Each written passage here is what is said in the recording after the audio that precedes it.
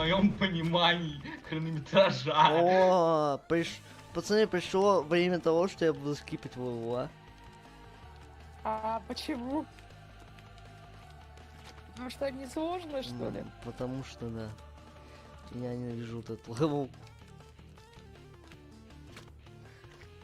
Я С просто... этими вот движущимися пилами. Да, я просто ненавижу этот левел. А куда идти? А чем он тебе так насолил? У меня с таймингом беда. Помню, когда проходил Pirates Curse, на то же самое жаловался. Как раз таки на финальном замке. И когда я это в конце концов прошел и начал сражаться с огромной версией финального босса, я понял, что и того самого тайминга, что я выучил там, недостаточно. Вот Ну, это ты, надеюсь, понимаешь, про что. Все, у меня теперь 5 изумрудов хаоса. 5. А ты сейчас на Гидросити уже? Да. Первый акт. Причем я даже не пытаюсь искать.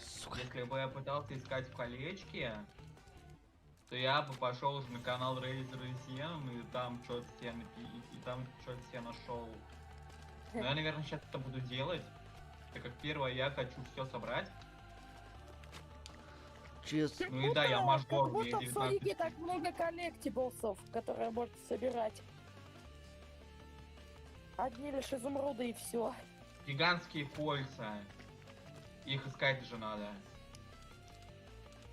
Ну, гигантские кольца, что они дают? 50 колец, чтобы ты превратился, и всё. Как бы, алло, Sonic 3 и Knuckles есть две формы. Супер и гиперформа. Для гиперформы нужны супер изумруды. Они, конечно, будут появляться только в игре уже Sonic и Knuckles, но во второй половине игры. Изумруды пораньше, чтобы успеть суперформой попользоваться. Я как раз таки кладу к тому, что когда ты собираешь все изумруды в Sonic 3, где-то до Lounge Base, то ты же тоже будешь находить кольца, которые будут давать тебе максимум просто 50 Но я же не колец, буду и прям всё. все. Я хочу просто пораньше все изумруды собрать, чтобы успеть суперсоником попользоваться. Вдруг я дебил и залезу в кольцо в Sonic и Knuckles. Но я не хочу этого делать сейчас.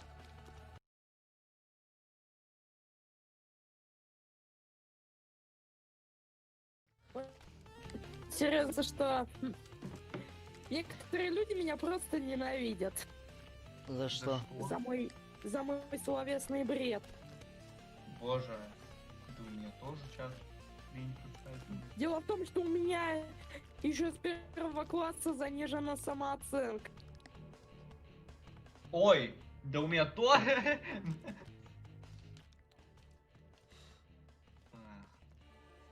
Ладно. Видимо, жиза Фак, в жизни продолжается. Я только двинулся. Жиза за жизой. Так, ладно. Пойду искать. Так. Sonic 3. Рейза Резенана, что ли? Ну да, ой, я это искал. Я даже искал все супер изумруды в Машрум Хилле. То есть я хотел. Я помню, Dark Sonic 1 когда-то делал такой видос. Ну там только с изумрудами простые.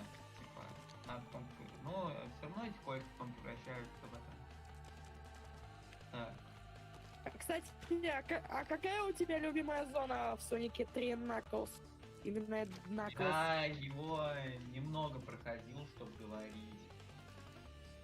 Я его не проходил до конца. То есть я помню, я на Дэп-Эгге застрял, ну, или как там он называется.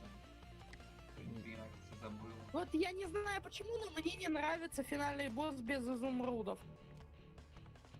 Да боже, потому что финальный босс без изумрудов просто тупо не закончен. Ладно, мне нужен второй акт Гидросити. А ты что, опять умер, что ли? Не, я левел сейчас скипну нахер. Каким образом? Если вы не знали, руководство для чайников. В Супер Минбой можно скипнуть 3 левела и финальный босс откроется. То есть я могу любые 3 левела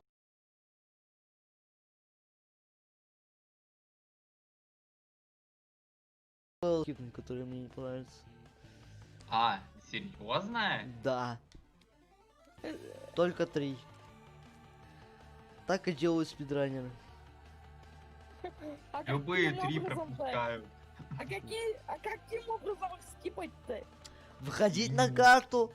Если тебе не понравился левел, выходить на карту и все. Просто ты можешь их не проходить. Поэтому Странная этот логика. левел я все-таки скипну, наверное. Пару раз еще попытаюсь, но и скипну. Если Что того. называется? Я Так, давай, так, Мне нужны колечки. я так и делал в этом. На том стриме. Серое слово колечки, это у нас песня Мне почему-то яркая. вспомнилось самое. Будь здоров.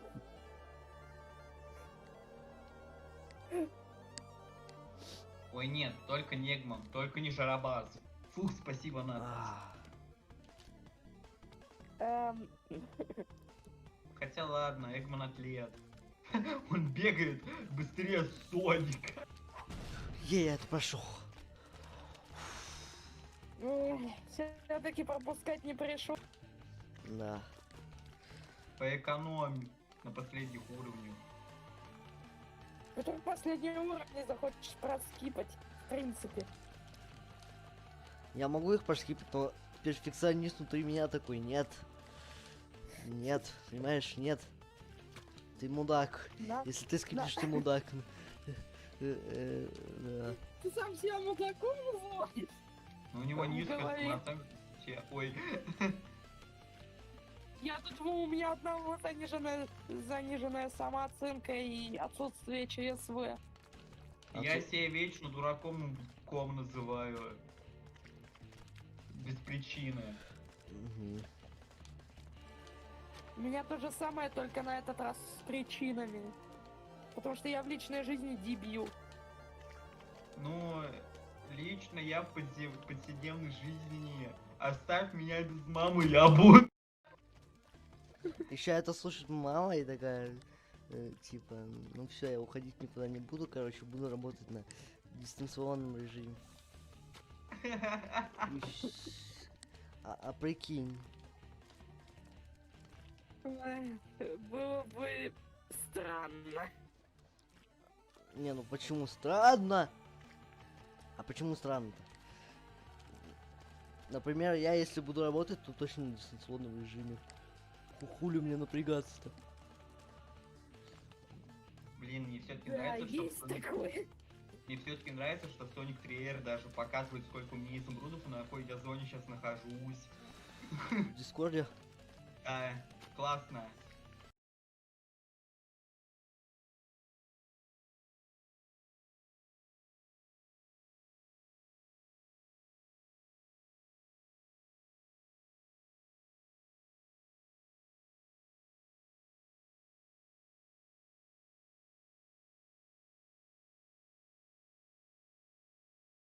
На мобилках. Что я могу вспомнить из Соников на мобилках?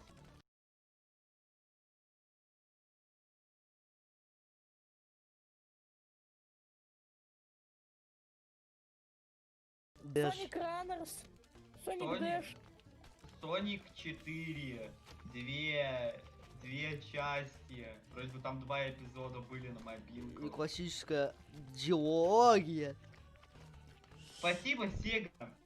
Какого хрена вы не выпустили? Все равно Соник 3. Я, конечно, понимаю, что может быть у вас по авторским правам проблемы. Такое может быть. На самом деле это выпускала не Sega, а Кристиан Под руководством Но Сега-то Сеги. издатель. Сега издатель всего и вся, что касается ежа. Сега-то издатель. Все равно выпускает она. Я не про создателя.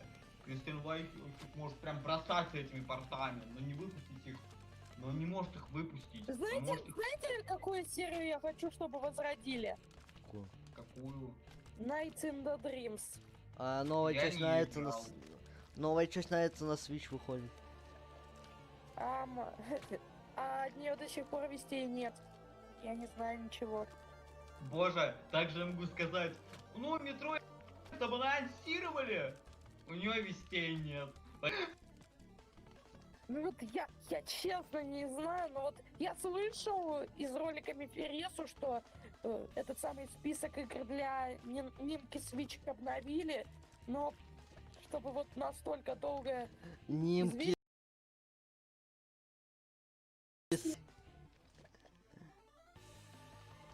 Кстати, вот интересный вопросик есть.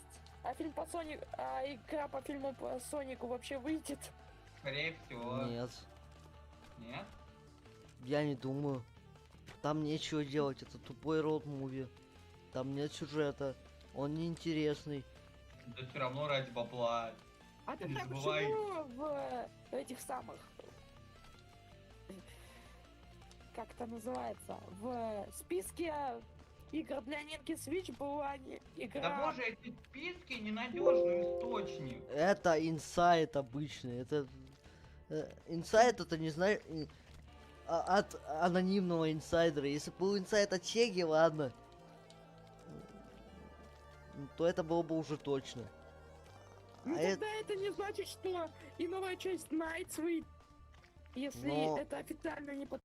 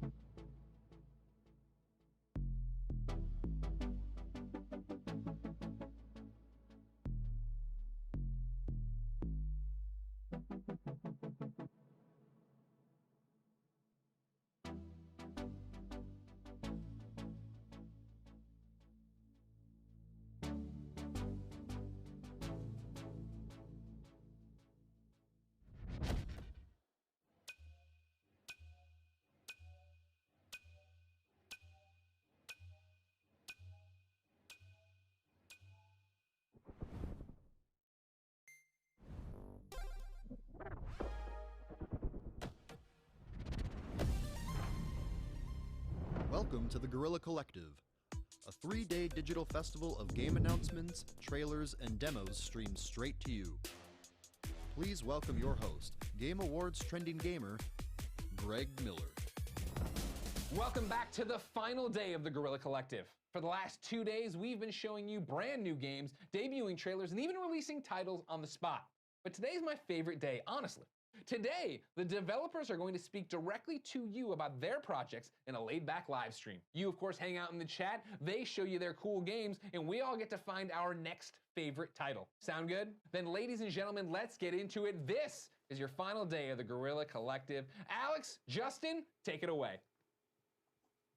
What is happening, everybody? Welcome to the Guerrilla Collective, day 3. It has been an amazing experience the last 2 days. We are showing over 80 games. We got 7 games today that we're going to be showcasing. And a little bit about me. I am the co-founder of the Media Indie Exchange, The Mix. I helped to produce the Guerrilla Collective along with some of the most amazing producers, publishers and developers from around the world. I'm also a game developer and that type of thing, and I'm going to chop it up with you guys. And sitting next to me is the amazing... Alex Wilmer. Thank you. I'm Alex Wilmer. I co-founded an audio production company here in Berkeley. We also have studios in South Korea and in Ireland. And we work around the clock on video games, animated cartoon series, film, that kind of stuff. Yeah, and we're here in Wilmer Sound. Just a little bit about the Guerrilla Collective, like I was saying. Due to the lack of E3, we were like, let's get together, the Mix, and a bunch of publishers and developers, and let's do this thing ourselves independently. So what you see around here, we basically built up a studio within his studio to make this happen, and we've been grinding to make this happen along with the developers here. So this is going to be a really cool experience. We have, like I said, 7 games coming up, and last week we did the Black Voices in Gaming stream, which is amazing, and it's just been crazy, as everyone knows, with COVID, Black Lives Matter, all those things happening. We do have a charity. If you could pop the charity up, you can... Those are our sponsors, but it's all good. So we do have a charity that you could donate through Tiltify, the NAACP, UNICEF, and Gameheads. If you want to donate, anything that you put forth for that is very, very helpful. So the next couple hours, we'll be showing you games, chat with teams, learn more about these games. Amazing creators, like some of them I'm a fanboy for. I bet you guys are too. And check out the chat because they are in the chat, even though you guys are clowning, folks. The cylinder is coming towards the end of the show, guys. But let's roll over to our first trailer and get right into it. This is Iron Harvest. Peggy 18. We were all busy with our own small lives. Didn't know what went on in secret. Didn't see the war coming. They said the war would be won within months. An adventure, promising pride and honor. In the end, it would be 5 years. Years of torment and horror, like the world had never seen before.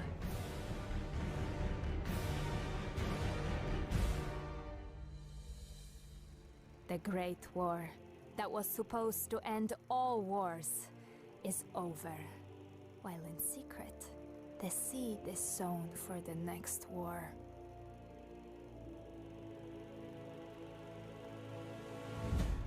But this time, we're vigilant, and we'll fight.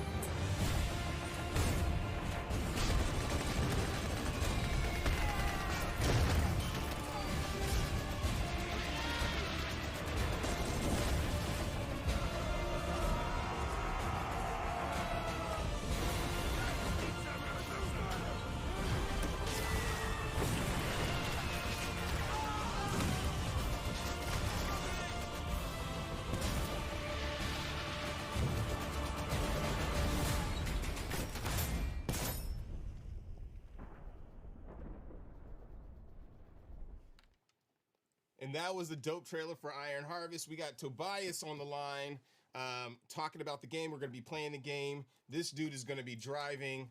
Hey, what's up? How's it going? Hey, thank you for having me, guys. You look really crispy right now. The beard is exquisite, by the way. Thank you very much. Yeah. On point.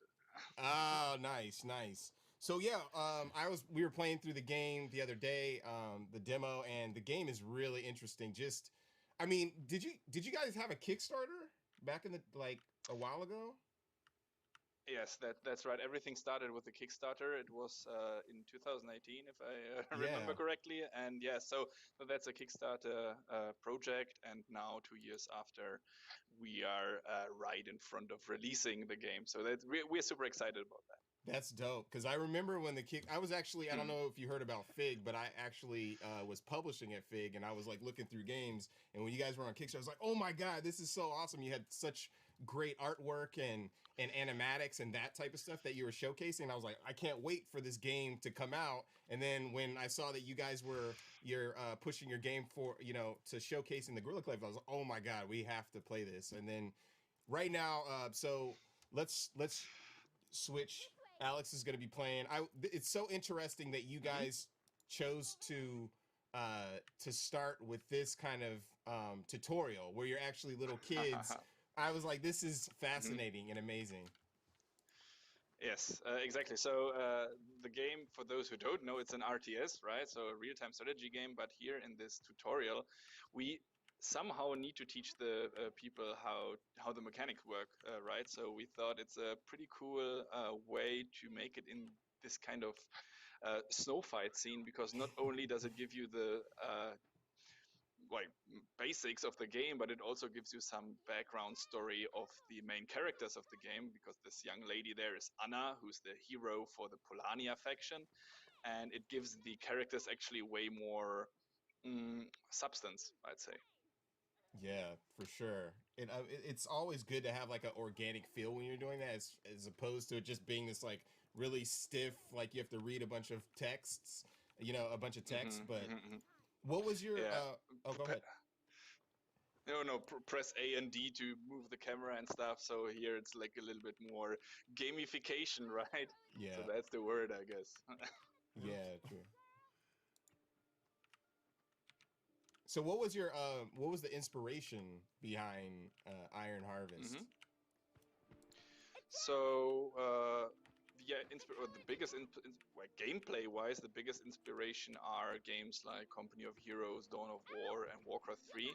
So it's more this classical RTS, and like gameplay wise, the closest is probably Company of Heroes. If you remember that game where you have to take cover, you cannot just simply send your troops to the front line. You have to protect them and keep them alive, because they are very precious and very expensive. So it's a very tactical and strategic RTS actually. And from the world and the design, it's inspired by Jakub Grujalski, which is a Polish artist, his artwork. And he actually created this 1920 plus universe. That's also in the name Iron Harvest. There's like a subtitle 1920 plus. That's the name of the universe. And in this universe, you have an alternative post World War I, where the people, instead of tanks, were using giant mechs actually to fight. And we call this era the diesel punk era. So steampunk is a little bit earlier, cyberpunk later, and this 1900s is the diesel punk era, and that's where we are playing, and this is where where's everything based on. That's super interesting. So so what role do you play on the team? I'm just curious. Excuse me, come again? What do you do on the team? I'm just curious. Oh yeah, so I'm Toby. I'm the PR manager for this game. So I'm the one who's showing his beard into the camera and tell you how great the game is. But actually, I'm taking the game. I'm traveling the world with it, and I'm trying to show it to the people. And actually, that's what we did since the Kickstarter campaign, showing the game and collecting feedback. And that's what we are also doing right now. There's a closed beta for Iron Harvest, but the big announcement, if I can say it like that, from tomorrow there will be a demo on Steam, so everyone can try at least a little bit of Iron Harvest before it actually releases. And that's important for us because we are collecting feedback and try to implement as much as possible into the game. There's a multiplayer component where you're fighting against your friends and that type of thing? Very right. So in this RTS, of course, there's a big campaign. That's the part which is inspired by Warcraft 3, so with the hero units and the deep single-player campaign. So there will be planned right now 21 missions for the single player campaign. But of course, as you said, there's also a multiplayer, which I like a bit more than the single player, but just me personally, because I believe that having this huge mech fight, stomping through buildings, outrunning your opponent, outsmarting your friend is even more interesting than fighting AI. But that's just me. So if you are more into the single player part, then go ahead. He got defeated. What can you tell us in the tutorial? In the tutorial with snowballs. You know what I mean? Yeah. Oh boy. Well, no diesel. Not looking forward no to reading diesel, this, but hard eyes. You can try a skirmish battle if you want, because then you can see more than just throwing eyes. Yeah. And then if you're quick enough, you will be even able to build some mechs and show the people how the. Hey, someone in the chat is writing Snowpunk. Yeah, Snowpunk. That's the tutorial. Dope. Exactly. That's dope. That's really dope. Can you tell us a little bit about the story while we get back and go try a skirmish? Of course. So the story is, well, in this 1920 plus universe, there's 3 factions there's more factions, but in the game there's 3 factions. We have Polania, which is something like alternative Poland, Rusviet, something like alternative Russia, and Saxony, which is something like alternative Germany, and they are fighting each other in Iron Harvest. So, and the idea is that, I don't want to spoil too much about the single player, of course, but the idea is that there is some kind of super weapon somehow someone has it, everyone wants it, and all the campaigns are actually trying to get to this point. Who gets the weapon? Who will take charge? Who will be the powerful source in the end of the game? And that's like the big overview of the campaign.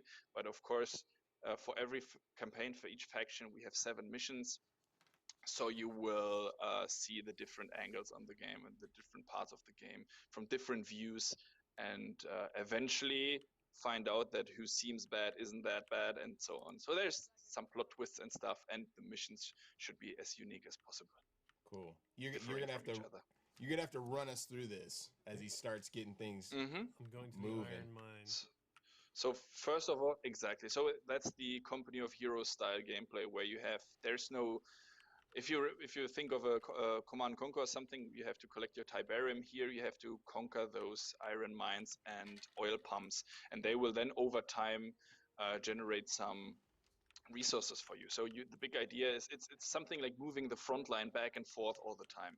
You have to recapture resource points. They will generate something, but the opponent can take them from you at every moment, and so on.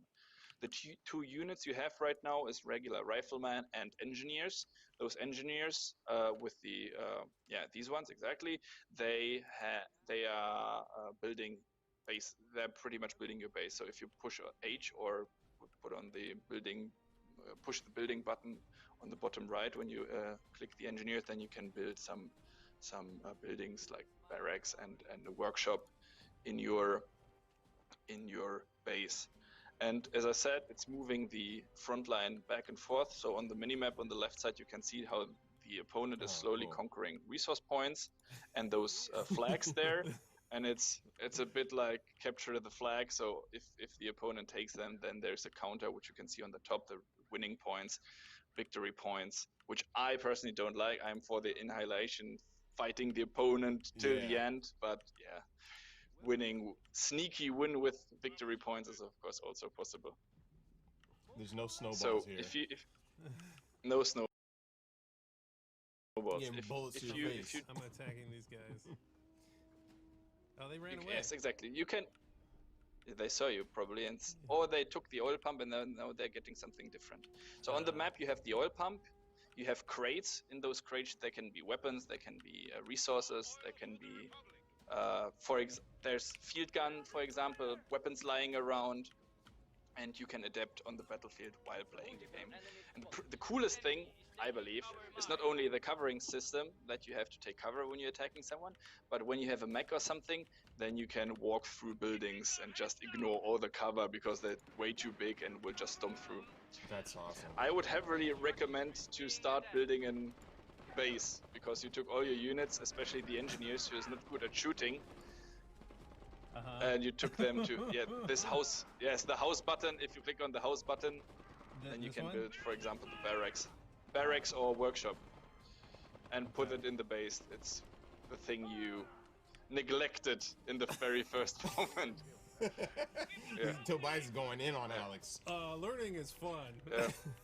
Although I mean, it's as always, you have to get the basics, and that's why the snowball, that's what the snowball tutorial was trying to teach you, that of course how to move on the battlefield, but also how to build your base and take care of it.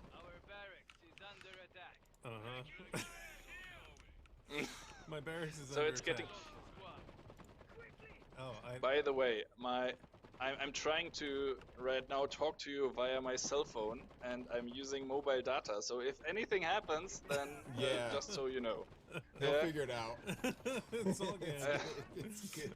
But it seems to work, so I have my makeshift streaming device. No, here. your stream is amazing, by the way. When we saw your camera, it's like better than like 90% other, you know what I mean?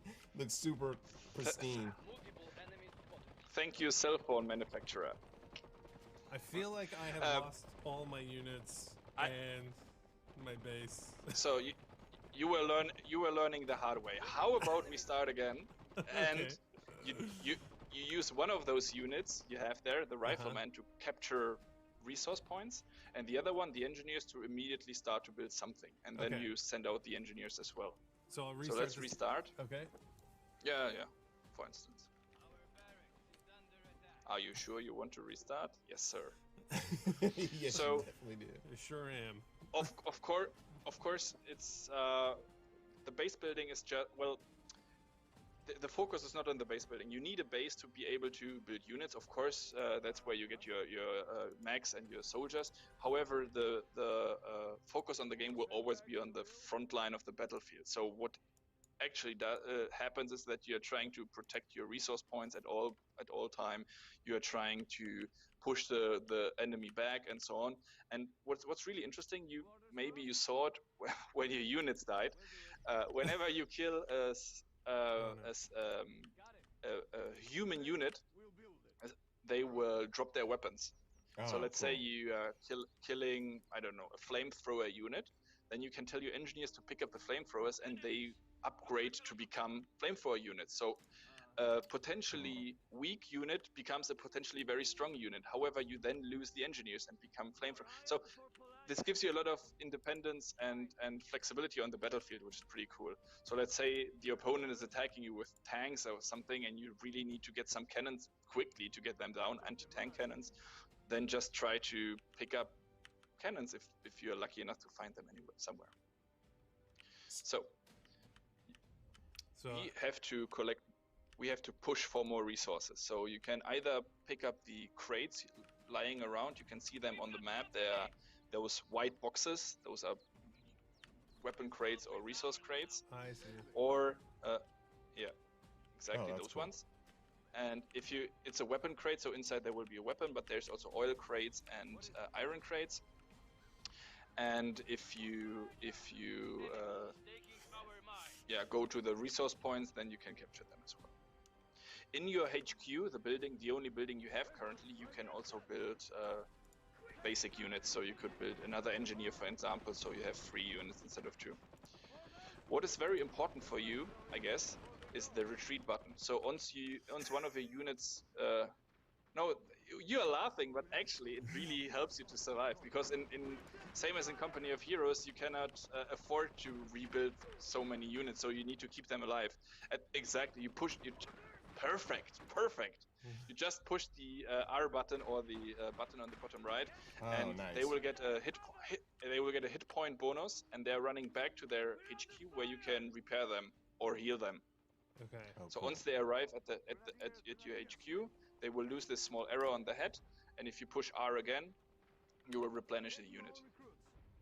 R or the top left button. So Tobias, when is the release? The release is on the but this joke only works in Europe. However, the game is called Iron Harvest 1920 plus 1920, which is the 1st of September 2020. Okay, nice. Only works in Europe though, so it's in a few weeks, in a few months. There's the Iron Harvest is releasing, but. And that's a very important and very cool part. From tomorrow, you can get your demo on Steam for free, so you can try it for several days. So it's from June 16th to June 22nd. You can try it, give your feedback, and try to stay alive a bit longer.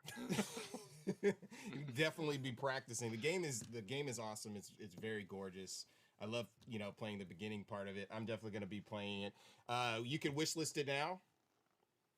Exactly. So go Steam, Epic, whatever shop you like, go there and you can wishlist it and try it if you go to Steam. Thank you so much, Tobias. It was amazing having you. Thank you very much for the invitation. It was great. Yeah, for sure. All right. That was Iron Harvest, King Art Games, Tobias. The game is really fun. It's cool. It obviously takes a minute to really get into. It's an RTS, but the game is... there's a lot of strategy in that game, which is really cool. It's amazing to see the dynamic cover too, the way that you go behind the cover and they automatically take cover and stuff. It's really cool. It's the kind of thing you need plenty of time to kind of figure out, obviously. Yeah, for sure. But that's the kind of thing that I would lose many hours playing for sure. Okay, so up next we have Say No More, Marius Winter. Roll the trailer, sir.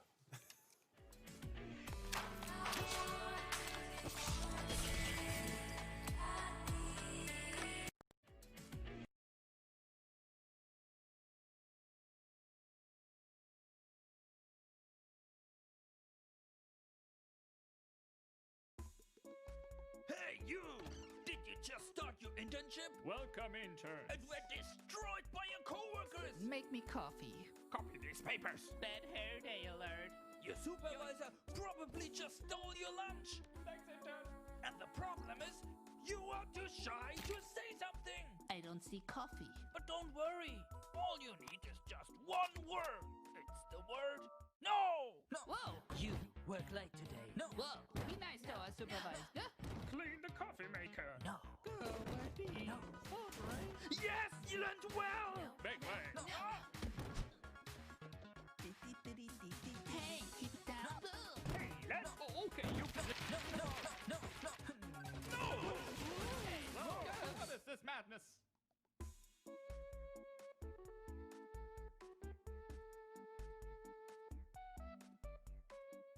Your outfit is bad. Oh, you're being weird. Stop clapping. Hey, what are you doing? No. I was just projecting. That was Say No More. This game looks really hilarious. We got Marius on the line. Oh, hey. How's it Hello. going? I'm good. Thank you. Can you hear me? Yeah. 1, 2, 1, 2. Awesome. Did you play one of the voices for the game? I did. These were all placeholder voices by me. Yes. Oh, okay. Because the game is super hilarious. By the way, I kept playing it over and over again the other day. It reminds me of old school PS1 games, which may be what your influence is. But there's one in particular called Incredible Crisis that I used to love. And I would just keep playing through that game, and this is dead on. I'm when I saw this game, I think I saw it a while ago. You guys were gonna show it at the Mix GDC or something like that, and I was like, oh my god, we gotta check this game out. So we finally got our hands on it. Alex is gonna play through it. It's hilarious. You have to talk about how you came up with this idea. Thank you so much. Yeah, very cool. If you look at our inspiration document, Incredible Crisis is one of the games that inspired this game. Also Muscle March on the Wii was also a big inspiration. Muscle March? But yeah, I'm writing that down. Oh, Muscle March is amazing. You all have to Google it now. But it's it's an old Wii game. I don't know if you can play it anymore, but anyway, this is more in terms of the art style and humor what inspires this game. But the original inspiration came. So my friend Nick and we both came up with this game, and we both are game designers at Studio Fitspin, and we know each other since kindergarten. So we grew up together and played games together. That's cool. And humor. And a couple years ago, we were playing around with Unity and making weird prototypes. And one thing that we want to have in video games that we rarely get is, imagine in games where you can jump and there's an NPC, and if you jump in front of the NPC, just jumping around, they don't react to that. And we want games where they are like, why are you jumping around? This is not normal. What are you doing? Yeah. Like these are games that we want. And so we made a little game in an office environment where people talk to you and you can only answer, there are four things you can say. You can say yes, no, maybe, or interesting. What do you think? And they always react to whatever you say. Yeah, and then you can imagine that. Sorry, go on. Oh no, go ahead. I didn't mean to interrupt you. Okay, you can imagine the most fun part was to say no to everyone without context, just always saying. And so we figured, let's just throw away all the other things. Let's just focus on no. Isn't that hilarious? Yeah. Where are you guys from? We are from Germany. We are from Aschaffenburg. Oh, okay, cool. That's awesome. Yeah, the social interaction aspect of it is really, really interesting, and I like how you layered it. Like at first you can't say anything, and then you get this motivational, and you'll see it. I'm spoiling everything, but you get like this motivational speaker telling you to say no, and then you get this motivational speaker telling you how to laugh in someone's face, like to startle them or mess with their mind, and just those layers and the interaction and the body language and that type of thing is very fresh. It's interesting. Thank you so much. Yeah, it's what also came after. So when we knew, like, let's make a fun little game about just saying no, we also only then noticed, like, hey, wait a minute, we both are scared of saying no as well. Like, it's hard. We would rather say yes in a lot of situations than no. And we noticed, like, oh, this makes so much sense that we want to make this game. We want to be better at saying no. And it's not like that we actually didn't have bad internships or something like that. Yeah. The office environment is just the setting of this game. Yeah. But a lot about the game is just about, things where you would... I personally think, for example, if I get invited to a party of a good friend and I just don't want to go, but I still go. Yes. Because I don't want to be... Because I feel like a bad friend if I say no. Yes. And so this game is about this. I think a lot of us have that trouble, especially if you're like creative, or you know what I mean? Like anytime someone asks me to do something, I want to take on the challenge personally. So it's like, I don't know. It's interesting. This is the part. I know what you mean. Yeah. This is the part I'm talking about, though. The motivational speaker.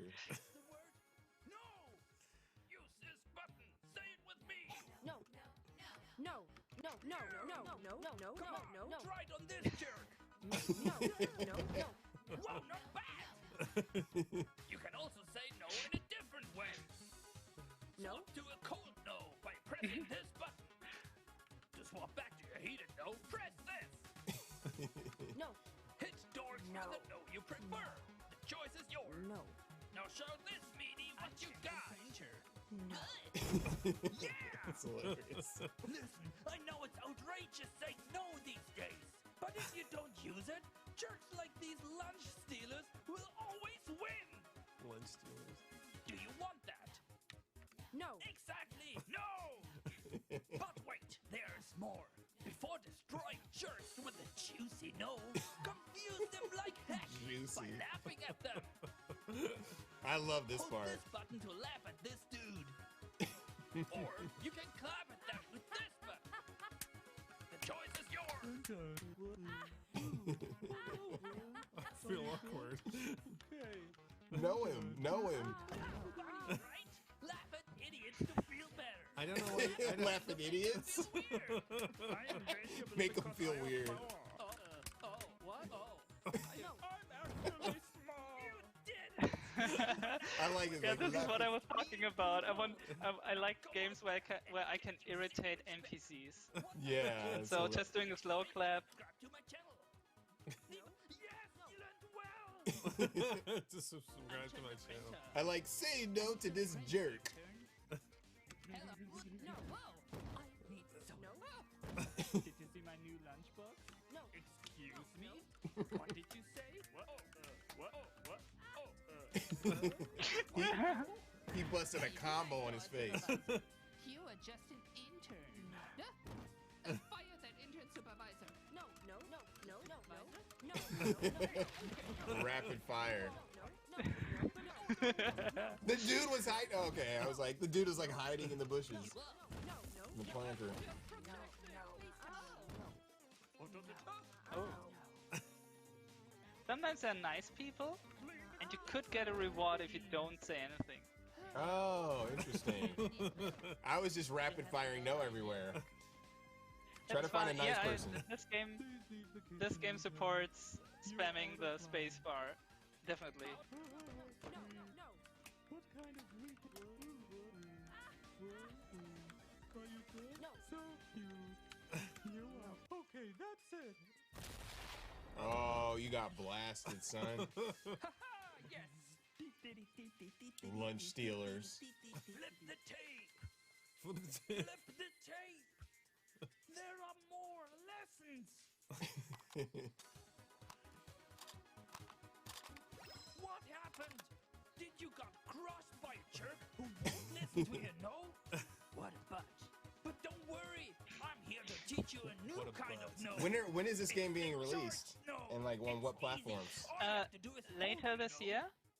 and Okay. then we'll add it And I always joke about like an Iron Harvest. I also have a joke for the release. I hope we can release in November 9 Wow. because 9 in German is also no. If we, That is amazing. That's amazing. I would go so far if we miss that date, we just wait a year for next November 9, 2021. That's so good. Or maybe not. I don't know. But officially, no, we don't have a exact date yet. But later this year. Is there gonna be a demo out for this for people to play? Or not yet? Yeah, there's also a demo on Steam. Okay. On the Steam Game Fest. So. Oh, cool. Yeah, shout out to Valve for working with the Guerrilla Collective and all the devs for to get our games up. I don't know why you're saying the dialogue is temp. I would keep this. It's solid, and this is coming Thank you from so much. No. like a VO expert. Like, this is a sound studio. Thank you so much. I actually will voice a lot of characters, but we casted a couple more actors, so there's more variety. The dialogue is hilarious, and so did you write all the dialogue? I wrote it together with Brandon Gibbons. Really? So Oh, okay. we basically, this was also there's like this was one of the technical challenges, like having building the tools for us to put in a lot of the creative choices. Yeah. And yeah, we basically in each level we just write in a big sheet. We just write the jokes That's from top to great. bottom, and it was just you just write them and then they are in, and this was yeah, it was a really fun experience writing the jokes because it was a lot of elements in this game is just like here's a funny thought, I write it down and it's done.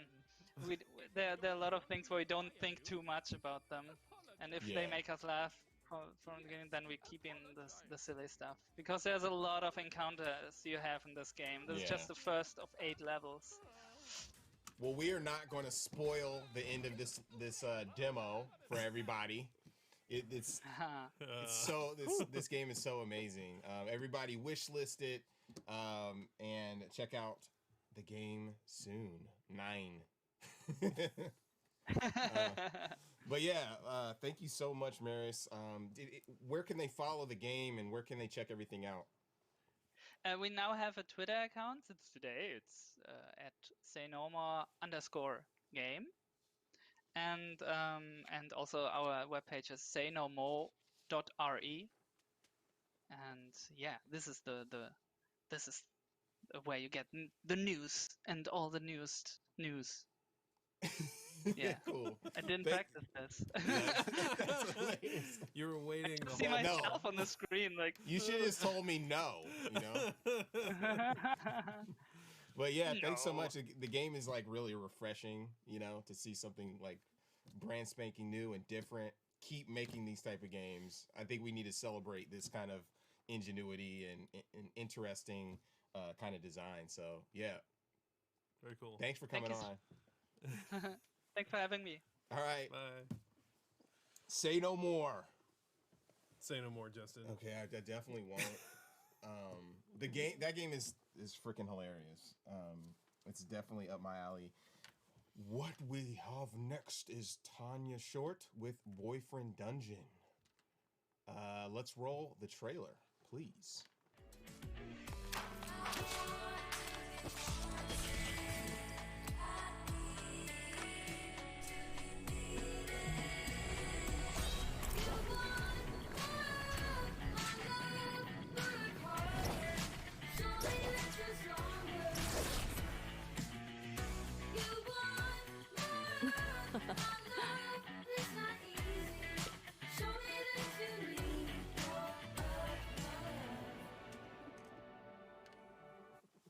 That was the amazing trailer for Boyfriend Dungeon, the highly anticipated game from Kit Fox Games.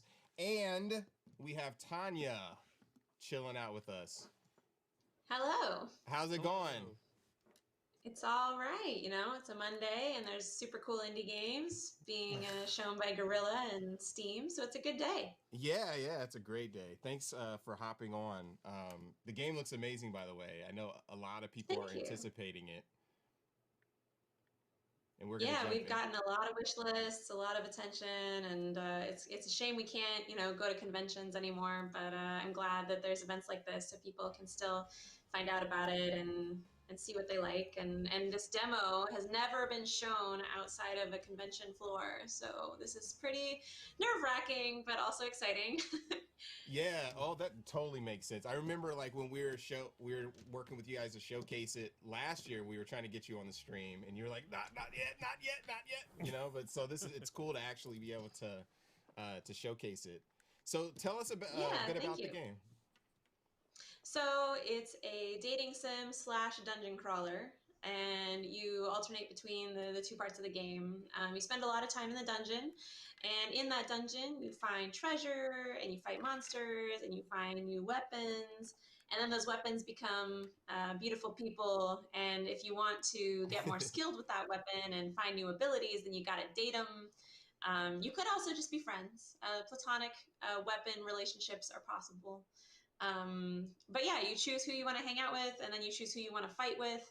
And meanwhile, there's other people you can text message here, go shopping, live your best life in Verona Beach, California. Nice.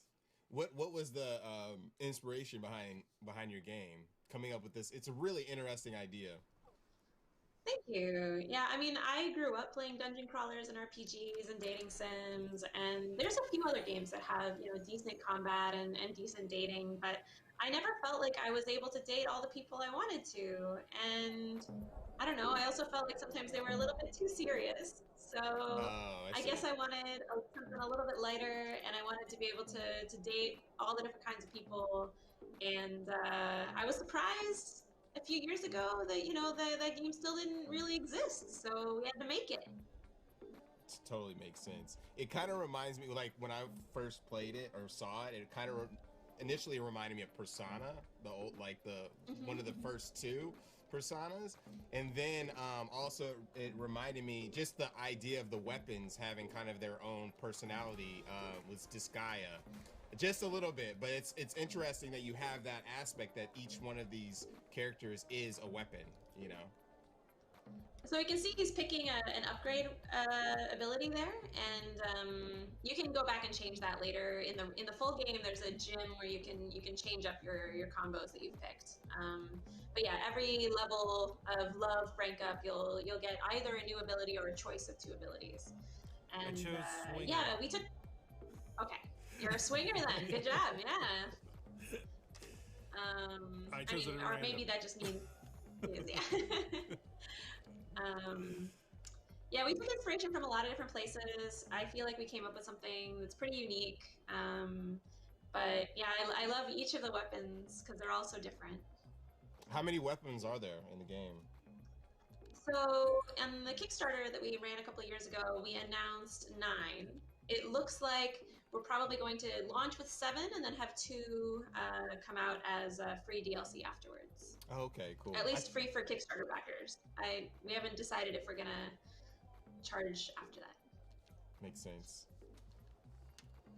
I can imagine that the creativity on your team goes wild trying to come up with new weapons. You know what I mean? Oh my God, there's this one that we want to create, and there's that one, that kind of thing.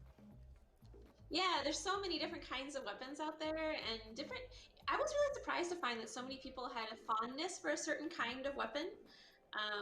And you know, 7 isn't, you know, Borderlands or anything, number of weapons, but hopefully there's a good range of different kinds of personalities and different kinds of swords, and then there'll be something for everybody, I hope. So when but yeah, there's 4 guys and 2 women and 2 non-binary people. Oh, okay, interesting. And then a cat. Oh, really? I did not see that one coming. Yeah, he's little brass knuckles. Nice. We This have a animation's transformation great. sequence. It's so sick. Yeah, this is Tawar. He's going back to his human form to flirt better. So tell us a little bit about the dungeon crawling sequence. Yeah, so after this date, I assume you'll go into the dungeon. It's randomly generated, and the first dungeon that you unlock is a mall dungeon. And the dungeons are manifestations of your own fears and insecurities. So it's sort of like a form of therapy that's a little bit more violent. Okay. And so I'm not gonna spoil what all the symbolism is of the different enemies in the mall dungeon, but then later a nightclub dungeon is also unlocked, and you'll get to know this whole town over the course of the game. But so far we're planning 2 full dungeons, and then also a mini dungeon for the boss fight, and we'll see if there's more for the DLC as well. But there's 12 floors you have to fight through. And if you make it through 4 floors, you'll earn an elevator. You'll unlock an elevator, so you can skip through the first 4 floors. Okay, cool. And you said they're randomly generated every time. Randomly generated, yeah. And there's these different enemies you can fight, and you're gonna level up both in terms of love with your weapon that you're wielding, but also you yourself will gain experience points and level up your wielder level. So that's your overall strength. And there's also little hangouts you can find in the dungeon. So little places you can go and spend a few extra minutes together to unwind and enjoy the scenery. Use your boba, son. Use your boba. Yeah, yeah, you gotta heal yourself with your bubble tea. Although we have signs, you can change that. If you're not a big fan of bubble tea, you can always get coffee. Boyfriend Dungeon supports different kinds of beverage. Nice. So, can you unveil one of the metaphors behind the enemies? I know you don't want to spoil too much, but you're hitting cell phones and TVs. Well, I'll say that in the tutorial, you're sort of guided through this with S-Stock. S-Stock sort of teaches you the basics of sword fighting and also like what the dungeon is about. And he says there's a few possibilities. He thinks maybe it has to do with, you know, feeling a little bit cold and stagnant. Like why are they all sort of older technologies? And so is it about a fear of stagnation? Is it about a fear of getting outdated? Is it a fear of technology? You know, you'll find out as you go. But the main focus of the game is the relationship with your weapons. But there is sort of this undercurrent of you as a player being this person who's never dated anyone before, and you move to a new town, and you go to the dungeon, and you fight monsters, and meet all these beautiful people, and hopefully you're confronting your fears a little bit too. But yeah, you can see if you vary up your light attacks and heavy attacks, you'll get different combos. And since you unlocked, you're level 2 now, you're gonna have bleeding effects on the enemies. And so as you level up with Talwar, you'll get better and better options for how to control your bleeding effects and get more damage over time going on more different kinds of enemies. But that's Talwar's specialty. Okay. It looks like there's a treasure chest, but it depends if you wanna go deeper, go get that treasure chest. Oh. I'm looking at your mini map in the upper right. Oh, upper right. Oh. Is it the staircase? Is that what that is? The staircase is how you move Exit. further down. Oh, but there's a treasure chest. Right, yeah, right. Down this way. Okay. I mean, it's up to you. You don't have to. Let's go. Have to collect all the treasure. But you need to. They tend to be recipes that you can. Oh, it's ambush. Ambush. But yeah, you'll find recipes, so you can craft different armors or different hats or different outfits or gifts. You can craft gifts to give to your dates when you're out with them on the town. So when you go back home, you're able to craft different things with your recipes, or is it like in the dungeon during combat? No. You get materials and recipes in the dungeon. Okay. Cool. Plastic is a new ingredient you've just found. But yeah, no, when you go back home, you can craft stuff to then take out with you. Oh, nice. And although it's not in the demo, you can't craft, but it's working in the real game, I promise. I assure you, it's working. What are you launching on? We have announced that we're launching on PC and Mac and Switch. Cool, nice. We don't have a release date. I'm sorry. It's not. Ничего на экзамен завтра будет. Totally understand. Ну, Да, я тебе могу сказать. Завтра, да, завтра вторник. У меня раньше был нелюбимый день. Поэтому такие вот дела. Gets out into everyone's hands. And you guys Kickstarter backers have really high expectations. Такое себе. Makes sense. You guys killed Когда я запустил стрим, Thank you. и что-то резко Yeah, настроение it was really fun. We met a lot of really Опять, great people. было. Our Discord blew up. We have a lot of really lovely folks of all different kinds that are cheering us on. And so we're not afraid of launching. We just really want it to be good. Because, you know, at this point, we've spent over 4 years on it. And it'd be a shame to spend 4 years and then release something that you didn't think was great, you know? Yeah, for sure. Same boat. I mean, no matter what, you always have things you're going to want to change after launch, but... Yeah, totally. So are you in Montreal? Yeah, we're in Montreal. Да, у них сегодня, конечно, очень. I was gonna say, how's your team Sorry. handling working remotely? Pretty good. We actually already had one work from home day every week anyway. That's cool. So we had the basics set up. Of course, I think people are getting a little bit lonely and restless now that it's been a while. Don't forget to drink your tea. Where's my LB. There we go. Yeah. Yeah, feels better. Oh, you found a vending machine. Wonder what that's about. Get some more. $5 in there. Some rando stuff. Whoa, what's gonna happen? Ooh. Mysterious. Uh-oh. Secret You area. found a secret. That was pretty dope. Who are These guys? monsters are just hanging out. What are they doing? So how do we find out more about the game? Is a demo coming out soon? Are you going to release a demo or no? Not immediately. Okay. We're probably going to wait on the demo for a little bit longer to release it to everybody. But Cool. you can wishlist the game on Steam. You can subscribe to our newsletter. If you go to boyfrienddungeon.com, you can read more about it. You can join our Discord. You can tweet at us. We have all the boyfriend details for you. And the community is really welcoming. So if you just want to make some new friends, maybe join and chat Boyfriend Dungeon with us anytime. Thanks so much for joining us. It's awesome to Thanks for having me. get the game in our hands and play it. Dope. Boyfriend Dungeon. Thanks, Tanya. Bye. That was Tanya from Kit Fox Games, Boyfriend Dungeon, highly anticipated. Their community is crazy. It's pretty awesome. Up next, wait, let's shout out our sponsors and our partners. They've been amazing, helping us to make this happen. Idea Xbox, Razor, Wilmer Sounds for helping put this together. We also want to shout out to our media sponsors, IGN, GameSpot, Twitch, of course. The Idea at Xbox folks are working with us on Mixer. It couldn't have been possible without you guys. This is all an independent collective of developers and publishers, and they really believed in what we were doing for the movement. Also, you can contribute to the charities that we have during these crazy times. UNICEF, NAACP, and the Game Heads through our charity link below. It's definitely will help some folks out. But up next, yes, we have 30XX, the sequel to 20XX.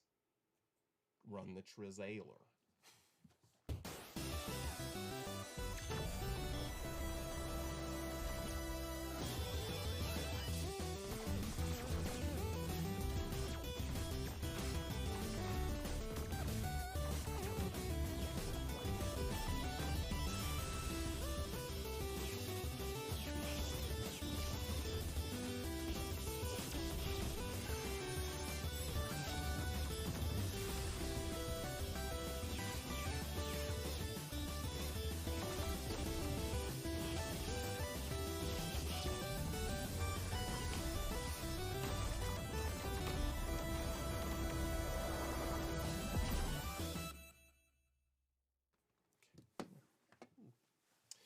That was 30XX, the sequel to 20XX or 2000XX.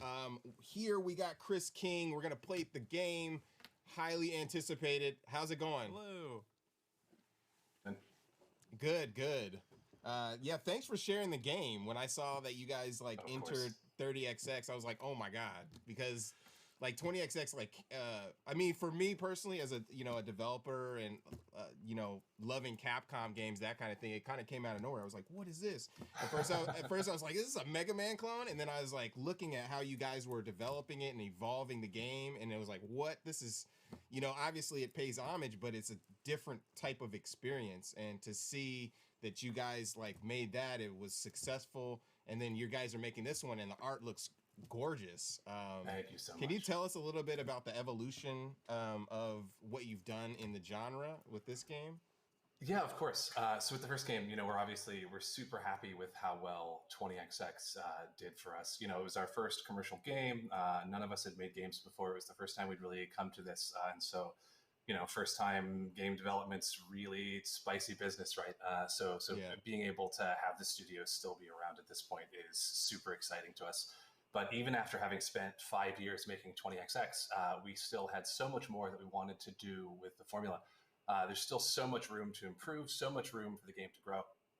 And we knew that getting it to this really like high fidelity, really crisp, punchy pixel art style was where we always kind of wanted to take the title in the first place. And so we knew there was so much more we wanted to do on pretty much every side of the game. So it just made sense to go ahead and make a full sequel. Nice, nice. I think you should. Can we play multiplayer? Is it? Yeah. Okay, absolutely. We'll wait till he dies. Next If time. he dies, then which will certainly happen. I will die. For sure. All right. So can you tell us a little bit about like, I don't know, I'm obviously interested in the process, but tell us about the game. Sure. So 30XX is kind of like co-op roguelike Mega Man X. So It controls a lot like the classic action platformers of the 90s era, except with far crisper controls than are possible during that area, because we have much better like PC refresh rates now, right? So we're able to process your inputs way faster, so it's going to be crisper than was ever possible back then. But so it's kind of like that action platformer style, but everything's randomly generated every time you play through it. So the level sets you're going to see are going to be different. You're going to get powers in a different order. So you can make that jump, and your dash by default should be on either right bumper or right trigger, depending on your settings, but we don't practice that right here. Yeah. This is a fun piece to get right at the beginning of a demo. Maybe we'll see co-op after all. So hit those little crystals as you go. They spawn little platforms. Oh, that was fast. We're going to pretend. No, that was very obviously on purpose, so we can test. Because we're doing co-op. You know what I'm saying? Bingo. That's exactly. So go to that little hit multiplayer, hit B, hit couch co-op, and then hit A. Do it again. Sorry, hit. I think you both hit it. Yeah, there you go. Hit B. Okay. So now you have one Nina and one Ace. Let's make this happen. You're gonna have to run through this because playing this style of game and then asking questions is a rough business. It's tough. Yeah, you really gotta focus. So you're moving around. You're dashing. If you jump while you dash, you're gonna do like a long jump that you can cross much bigger gaps with. Wait, so you dash? This is interesting playing. Now I was talking mad stuff, and now I can't even get up. Oh, I get it. Okay. Life. You gotta go a little higher, and then you got it. There it is. Nice. Okay. Trial by fire. Everything's great. You notice the camera zooms out a bunch in co-op. Yeah, that's awesome. It's cool to play this. It's like when I was I died, but as a kid, you always wanted to play these style of games with somebody. So having that component is really. That's exactly where we were, right? When we first started making 20XX, we really just wanted the ability to have some kind of cooperative play in these kinds of games, because we always wanted them growing up, right?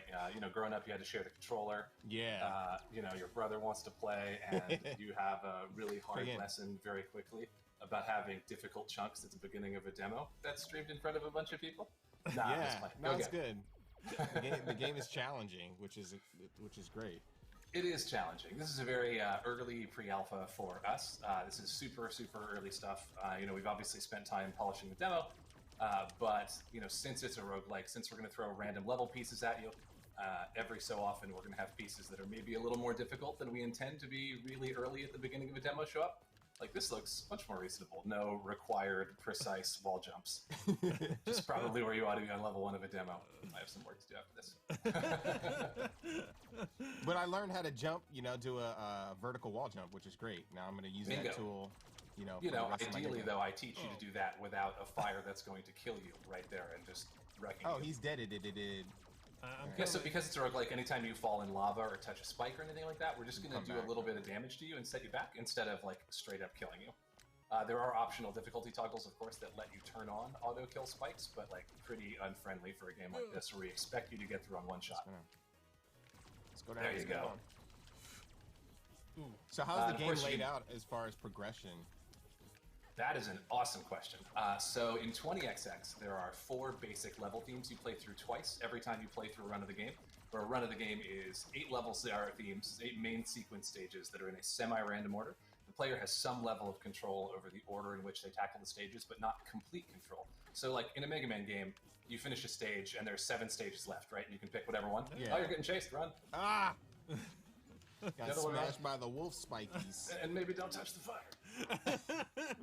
So the big thing you're noticing here, and this is critical to our process here, right? Is that you're making progress. Each of these runs has gotten further than the last. Yes, we're getting better. You absolutely are. We're learning machines. Yeah, in 30XX, each boss, each main sequence stage has his own entire unique set this time. Oh, it's this piece again. Oh, look at that. See that? I learned it. I learned it. Not even close. Love to see it. Oh. Oh, it's this. Yeah. I'm gonna start. There it is. Mina's got it. Okay. So this should also still work in the demo, but if Ace holds B for a couple seconds, you should be able to like teleport up to your teammate. Oh, what? B? Just a co-op feature. And then let it go. Oh. Nice. Yeah. Oh, schnooks. old carryover feature from 20XX. It's important.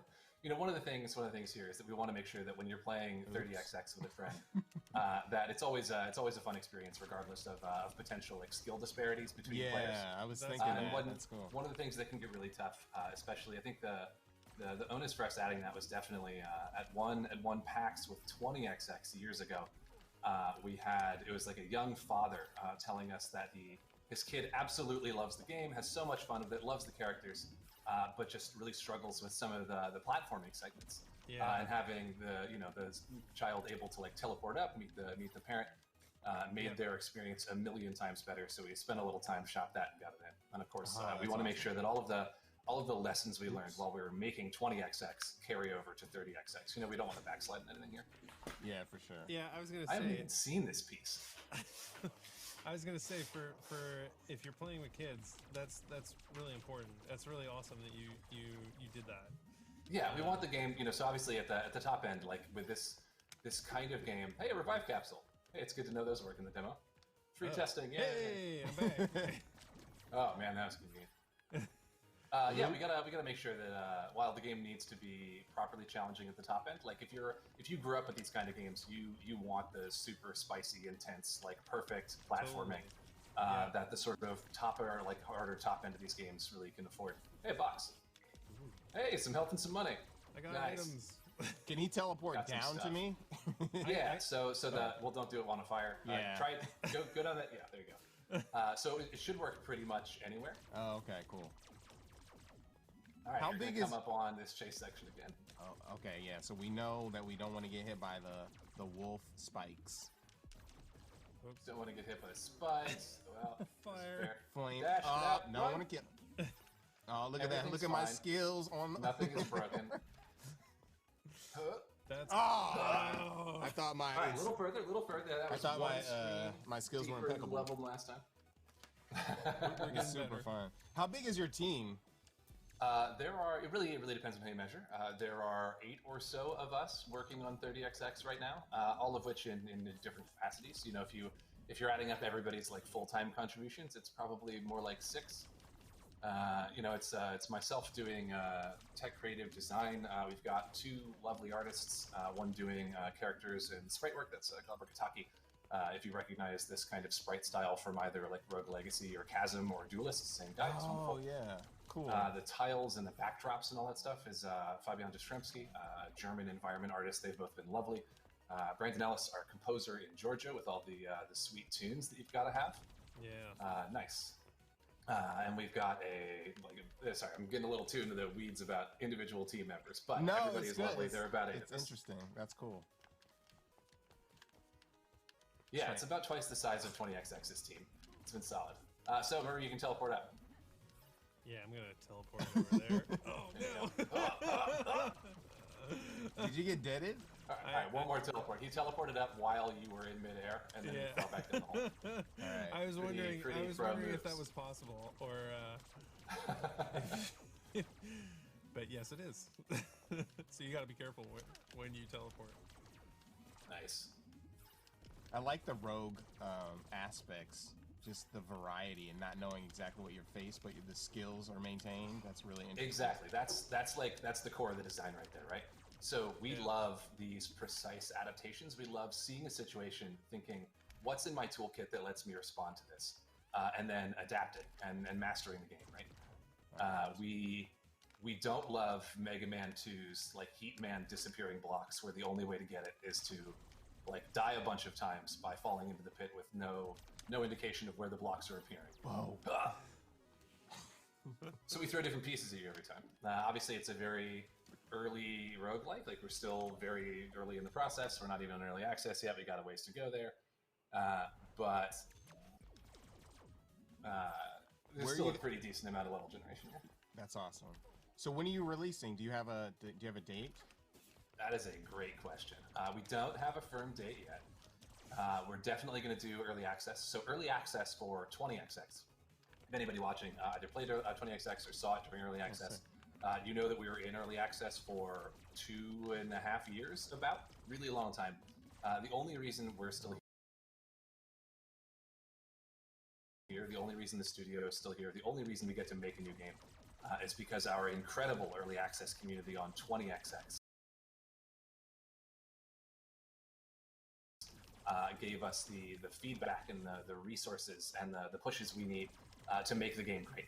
So we'd be really foolish to not do early access this time around. So early access is definitely coming. Probably sometime between this fall and next spring. We've been telling people it's like a 70% chance that it's somewhere in that window, but it depends on a lot of stuff. And then 1.0 is sometime after that. You know, we can't hit a 1.0 release date until we know exactly how much stuff we got to get done in early access. That totally makes sense. The game is gorgeous. It's really fun to play. And you're releasing on what platforms initially? I know you said early access, so that'll be Steam, right? Right, so Steam. So PC first for sure. Our official line right now is PC and consoles. We don't know which consoles yet. We're still working on that. Totally makes sense. Can you wish list now? You can wish list now, and as of right this moment, right here, right now, you can actually play our Steam Festival demo, this demo, early, now, right now, actually right now. You can click it and have fun. You can Google 30XX Steam. It'll probably pop up pretty easily there. Unlike 20XX, we have a little bit better SEO this time around, thankfully. And of course, you can wishlist it. Yeah, please. Yeah, wishlist the game. Play the game. The game is really cool. Thanks so much for hopping on. Where can we find you and the game? Any last shout outs? Yeah, I mean, I'm so proud of the team we've put together. Thank you guys so much for helping us get this game to where it is now. And I want to shout out the community for having been so supportive of us while we've been building it. Without you guys, we are nothing and we have nothing. And we're so happy that you're here for the journey. Dope. Thanks you so much. Thanks for of course. Thank you guys. Take care. All right. That was 30XX. It's coming along so great. Make sure to wish list it and check out their Steam page. Next up, we have West of Dead.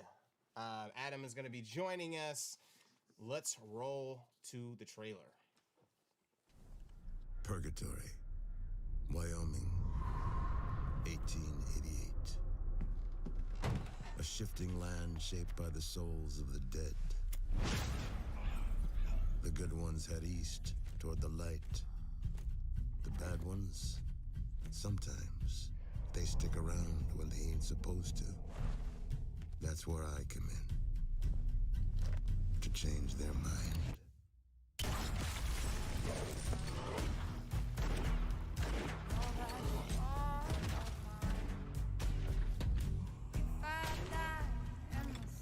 I got a job to do. But it ain't always that simple.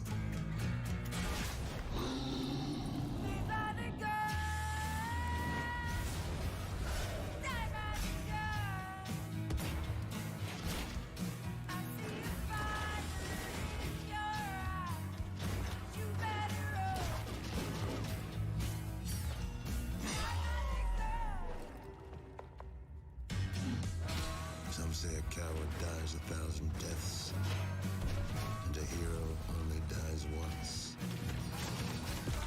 I says, a hero is someone who keeps coming back.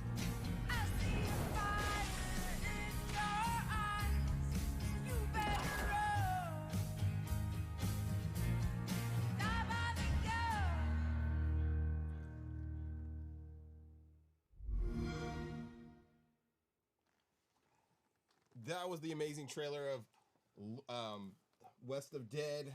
We got Adam on the line. What is poppin', Adam? How you doing? Can you hear me? Good, very good, thank you. Excited. I like your poster. Logan is sick. Oh yeah, I've got loads of rubbish up here, loads of daft stuff. Yeah, so we've been playing the game. Like, congratulations! It looks amazing. Oh, thank you. It's so awesome to have the actors you have involved with it. The game is gorgeous. Lucky. Yeah, how did that even come about? Well, I'd like to say it was completely by design, 100% skill. It was our plan the whole time, but really, it only happened when we teamed up with Raw Fury, and. Okay. They saw something a lot bigger in the game than we had the confidence. Being British, we're low on confidence. So they had a lot more confidence in the title and what we were making than we presume to have. So they said, "Oh, you guys, who would be your ideal, actor to be the narrator in this game?" And we were like, "Well, Ron Perlman." They'll never Yeah. get him, and they did. So we thought they were joking most of the time, and then they said, "No, we really have got him." And so that was a bit of a dream come true for us, to be honest. That's cool. Yeah, shout out to Raw Fury. They've been amazing with the working with us on the Guerrilla Collective, and then showcasing your game. Some exclusive stuff was pretty awesome. I mean, we've been following this game for a while, and yeah, having Ron Perlman, it definitely adds notoriety, but also to the theme, because it sounds so rich. Yeah, no, definitely. He was by far on the top of our list. So yeah, we're very, very lucky. So tell us about the game and like how you came up with the whole idea. Your team came up with the idea and the design. Yeah, no problem at all. So, I mean, what we usually like to say is that a person had a very clear idea on everything. That isn't how this happened at all. It was very much a bucket list of things that we love. So we love comic books, and we love different flavors of shooters, and we love like horror games as well. And we had all these different ideas about things that might be really fun. And we decided to try and put it all in one package and see what happens. Luckily for us, it seemed to come together into something that has its own sort of voice, which we're quite proud of. So tell us a little bit about the mechanics as he's smashing. So as you can see, you can see straight away that we were trying to meld two different shooter genres that very rarely have anything to do with one another. So we're big fans of twin-stick shooters, but we also wanted to see what could happen if we brought cover mechanics into the center of the twin-stick experience. And that was quite novel for us. We hadn't seen that done or combined in that way before, and that meant quite a lot of prototyping and testing as always to try and figure that out. But we're trying to get this clear sense of like a Western style gunfight where you crouch behind cover, count your bullets, dash out, that's cool, do some damage, and then get back into cover again. And nearly every system in the game is to try and do one of two things. The baddies are either trying to get you out of cover, or if you're out of cover, they're trying to get you back into cover again. So it's got a very quite unique staccato pace to it.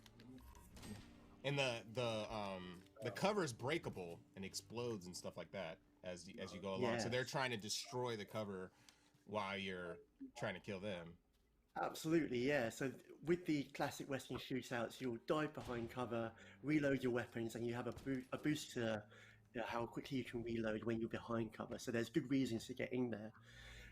But cover doesn't last forever. The great thing about it, though, is you can shoot from cover with complete impunity. If you're behind cover, even if you're shooting, the cover's going to take the damage, not you. But it doesn't last forever. Nice. That's really cool.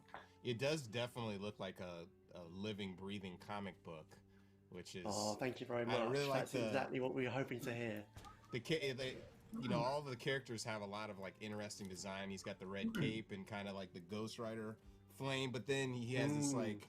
I'm an art dude, so like, looking at that, this is the first thing I kind of key into, but he has like the slash across his skull, which is really like makes him stand out. I could definitely see figures and stuff made from this character. Oh yeah, definitely. I think a lot of our sort of love for different comic books shone through in a lot of the designs, especially when it came to like the main characters and that appear in the title, for sure.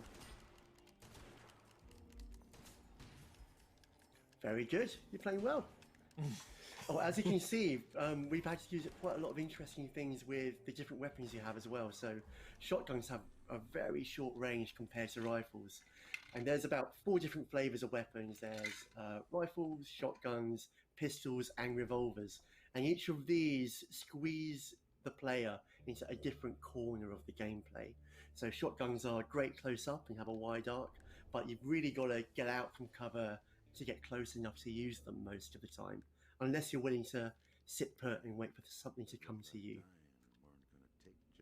So can you tell us about or tell the world about the story and the narrative behind what's going on. Yeah, love to, absolutely love to. So we are doing quite a riff of the kind of like a stranger in town, sort of classic Western style story.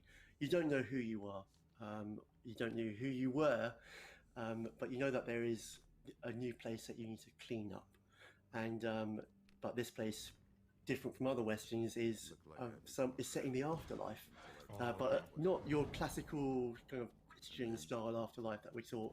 It's its own place. It's got its own kind of lore, and this is a place which is shaped by the memories and fears of the souls that are stuck there. And normally, the souls will pass through everything's fine, and they face some kind of judgment. The good ones head east, the Оно bad ones делать head нечего, west. только у меня, по-моему, подключение But идет. for some reason, purgatory Отключена is shut, нотификация, во. people aren't leaving, Наконец, they should, пришло. and that's because something's going wrong, which is what we're there to sort out. Да, ты похож, что ты закончил, да? Oh, nice shot. Судя по всему. I can't wait to see some of the bosses. Со звуком сделать. The design is outstanding. Oh, Алло. yeah, we've had a lot of fun тебя опять designing a lot of микрофон these шипит. enemies. Ага. I mean, the other thing about the story Давай is поговорим. the structure is a kind of a roguelite structure, so you never know what's around the next corner. We want that to. We really want to make the players' skill build up and keep facing them with new surprises each run. But trying to mesh that with a clear story is a bit of a challenge, actually. Yeah, so we for had sure. to start. We had to start thinking about the story not as a straight line, but as a spiral that goes back around to the same points. And what can we tell the player? Вот, что, стрим закончил? Known little areas of the game. А что, до какого у меня отобрался? До предпоследнего, до рэпчера. О, блин, самый такой жесткий момент начинается. As well as recurring antagonists that you Или когда завтра продолжишь? as the game moves forward. So is it so Ну, это был самый худший стрим в плане активов, потому что со мной сидело 2 человека, и заходило, получается, 2 человека. Это ты и какой-то америкос написал в чате. Я сегодня все хотел на стриме рейд сделать, но людей у меня просто нет что-то. Там в чате ссылочка есть, это на твой стрим. Ночью. Но у меня людей сегодня тоже нет. У меня на Звездных войнах 30-минутный стрим было больше, по-моему, людей, чем сейчас. А Спанч Боба уже показывали, нет? Спанч Боб будет только около часов, наверное, в 11 где-то вечера. Значит, я вовремя. Ну, и то. Там, кстати, не только будет, там еще одна игра будет, бананамка, какой-то слэшер ихний. Может, Код Вейн, типа, будет, не знаю. Код Вейн, ага. Нет, ну что-то типа может быть. Я, кстати, попробовал, короче, позахватывать. Понял, не через захват игры в OBS, а через захват экрана. Он так даже лучше, потому что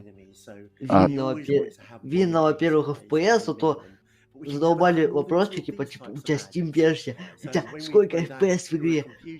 Сука, ответь, сколько у тебя FPS? Ну я через захват окна практически сидел, мне на окно. Больше. Через захват экрана оно всегда работает. Я понял? Ну через захват экрана это же твой рабочий стол видно. Ну так оно захватывает игру. Так делал.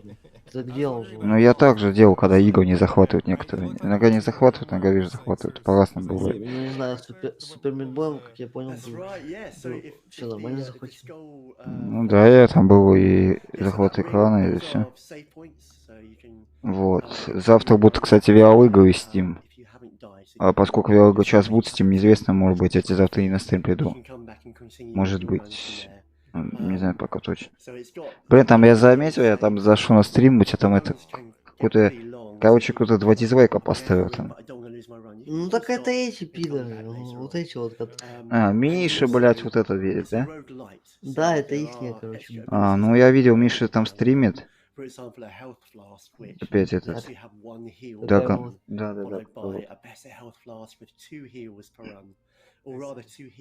Сука, как нормальный ПК появился, так сразу стрим. Ну, пускай... Не, ну на самом деле это неплохо, с одной стороны. Пускай стримит, ладно. Главное, чтобы это не входило в привычку, как в мою. Я вот, например, не могу без стримов. То есть мне трудно реально. Из-за привычки. Если бы не мне привычки Но бы. мне, знаешь, я думаю точно так же, как Герман. Стримить проще. Ну да. Стримить проще, не Нес- напрягаешься. Ну, несмотря на какие-то там проблемы, в любом случае это легче. Стримить проще. То есть, как там Герман говорил? Стримить проще, мне нравится, вам нравится. Всё такое. Просто посидели, поболтали, поиграли. Единственное, конечно, минус такой бывает, знаешь, сидишь ты, а людей нет. Вот это единственное подбешивает только. Ну, я, скорее всего, знаю, почему сегодня людей не было. Почему? Потому что, во-первых, ну, я не стал запариваться кому-то там ВК слать. Или я в ВК беседу кидал. Алло. Алло. Я, по-моему, в ВК беседу кидал, да? По-моему, да. Я не видел. Я не видел. Я не видел. Я увидел через эту твою группу ВКонтакте. Там это типа стрим был. Там было 2 часа назад, что ли, запись была у тебя или что такое. Я увидел у тебя там. Ну вот, я там у тебя видел. Я так пока не изменил название беседы, пусковато. Да мы сегодня, короче, обсуждали. То есть, ты будешь, знаешь, ты будешь... Опа! Ты меня... Да ну нахуй. Чего? Star Wars, вот эта новая игра, даже в Стиме выходит. Анонс этой игры мобильной, она выйдет в Стиме за 2500 по предзаказу. А что так дорого для мобильной игры? Ну это типа не только надо. Ебанут. Это, по-моему, какой-то Edition даже, ну, блин, ну. Да ну нахуй. Не, молодцы, есть, что Steam вернули, но... Блин, по трейлеру ничего не понятно, графика красивая и все. Давайте какой-нибудь там геймплей. Там, кстати, знаете, что самое главное? Я и ей буду смотреть обязательно. Чувак сегодня в Твиттере подтвердил, те, кто делал вот эту игрушку про этих, как их там, блять, про где из тюрьмы нас бегать. Нет, от EA. Вот, он сегодня сказал, что в пятницу ночью анонсирует свою новую игру. Это не сиквел, вот это что-то другое совсем. Он анонсирует эту игру. Какую-то новую свою. Это будет в пятницу на EA Play. Опять кооп, наверное. Я не знаю. Скорее всего. Бля, я... в Steam не появилась. Ну, потом появится, наверное. Ну, я побрал игр от Electronic Arts только по одной простой причине. Там коллекционные карточки. И дорогущие, особенно в этой Fallout. Одна лишь только карточка 30 рублей стоит. Ну, Fallen Order он был в Steam изначально. Ну, он и есть. Не, я имею в виду, что некоторые, знаешь, такие выпендриваются. Это ей. Вот, ей выпустил игру в Steam, а там нет достижений, типа, что-то такое. То есть покупать игру, я хочу, типа, челлендж выбить 100% игру, а мне не дают. Ну, там парочку негативных комментариев наблюдал. У меня одна игра, если их не в Стиме, и то она не в Стиме, а в Origin. Просто если у тебя в Origin есть, на Steam переход, это. Донат Paradise ремастеринг. Ну и Battlefield 5, да, там. А я вот не знаю, я сегодня на стриме говорю, если ты слышал. Чем? Короче, ты когда пришел, кстати? Я пришел, когда ты походил. Ой, боже мой. Я уже забыл, когда это. Бля, по-моему, первый мир у тебя только был. Ну, короче, я там говорил про то, что хочу прототайп 2 купить. А, это я слышал. Ну, не походи ты его не будешь, насколько я слышал, там, ты искал просто так чисто себя.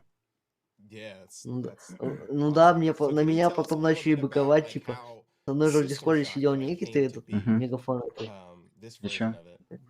Короче, они на меня начали быковать, типа, ты игру купишь, но на стриме проходить не будешь. Это как так? Да, блядь, найди чё. Не хочешь ты не проходи, блядь. Чё ты должен, чё ты, блядь, суперменом, блядь. Может быть, не, ну так-то если на стриме проходить нужно еще, нужно с первой части начинать, а я хочу на второй. Это хрень какая-то, блядь, типа.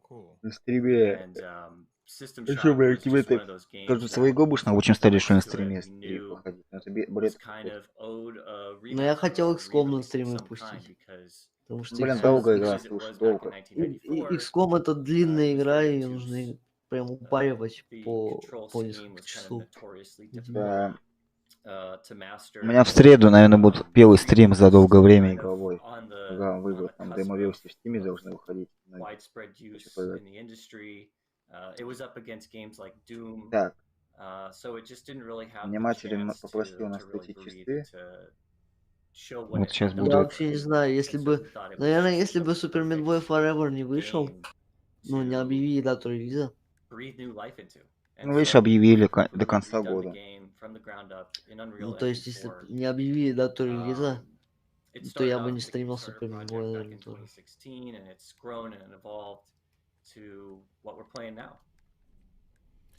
Я вообще удивлен, что я за один стрим 4 мира осилил. This one's going to seem fairly obvious, but even adding Ой, something as бля. simple as mouse look does Какой wonders вот, for it. слушай. The original didn't have Это that. какой вот он. It's kind of hard to explain, but you had to kind of click and drag the screen around to move the viewport. And we've since added. Ой, ну завтра, ой.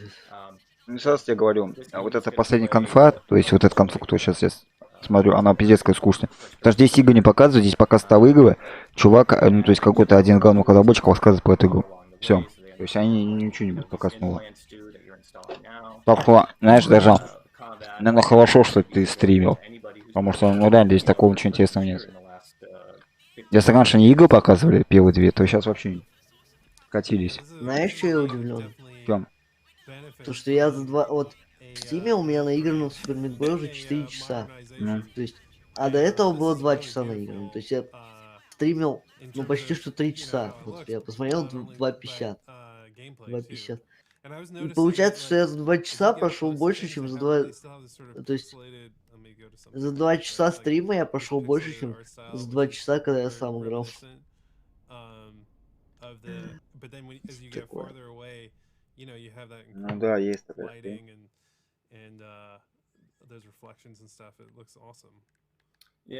Ну, завтра будет жесть. Остается 3 мира, то есть 2 основных. И я хочу еще дополнительно пройти. Это где за бабу нужно играть за бабу.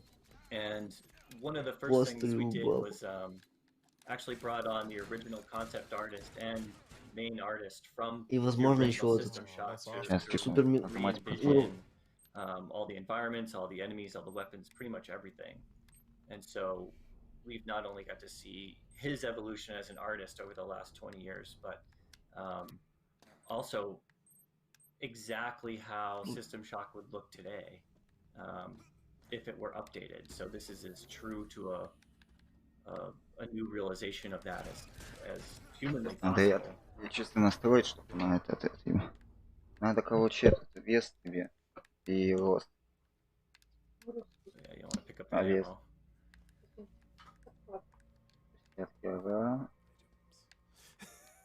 Getting really sucked into this game. Yeah, I just kind of want to let the ambience roll through. You know what I mean? I mean, I don't mind watching. It's always a thrill to see somebody play it for the first time. Yeah, it was so hard to play back in the day. I wasn't primarily a PC gamer. I had a Mac, but you know, it was one of those games where you're like, Для хорошего самочувствия на экономии вам проходи 1000 шагов в день. И спать менее 8 часов. Не, на 8 часов это много, конечно, он выпустился. Сколько там поставить? Ну, пускай 8, ладно. Записывает ваши движения, разрешить. There was no way to do something like this, with the textures that they had, where it's like, okay, enter the keypad. Приложение... Yeah, you know what I just noticed is you're playing with the gamepad, and Подожди. It might be a lot more difficult, just because we haven't really implemented Да там, по идее, control должно все support yet. нормально Like, it быть. seems like you're getting by. Yeah. But when the game does come out on, you know, Ну, PlayStation не and могу что-то Xbox включить. and games that А, вот. are going to use that control scheme, it's going to be a lot more Чё ж это? fluid. It feels good on the game. От Смибоя. I mean, It does. as of now. Это But что? definitely understand that. Окончание считывания данных. Так. And these are Еще. original audio, right? From Надо. Это все работает. Yeah, so right now all the audio logs and Shodan's audio is from the original game, and that's fairly temporary. Подожди, она We где-то figured, hey, здесь we've got настройки, the чтобы audio, было. let's use that to Настройки. stub in. Уведомление, настройки developing, будильник, and then 6:30, as we нет, kind оно of, на 4, да? Где-то в 5, near the end of the или development, we'll 4:30. go ahead and re-record all this audio with professional voice Так, actors вот, and день, да, new это каждый lines. день. Right. Вот это может нам I это. was wondering that, and it Ой. is a nice touch, though. You know, maybe as a something that you know, an option. I don't know if you're gonna keep it, but it is fun to hear the old stuff. I remember playing this, and those dudes creep me the hell out. Yeah. They still are creepy as hell. You may want to use a meta patch pretty soon.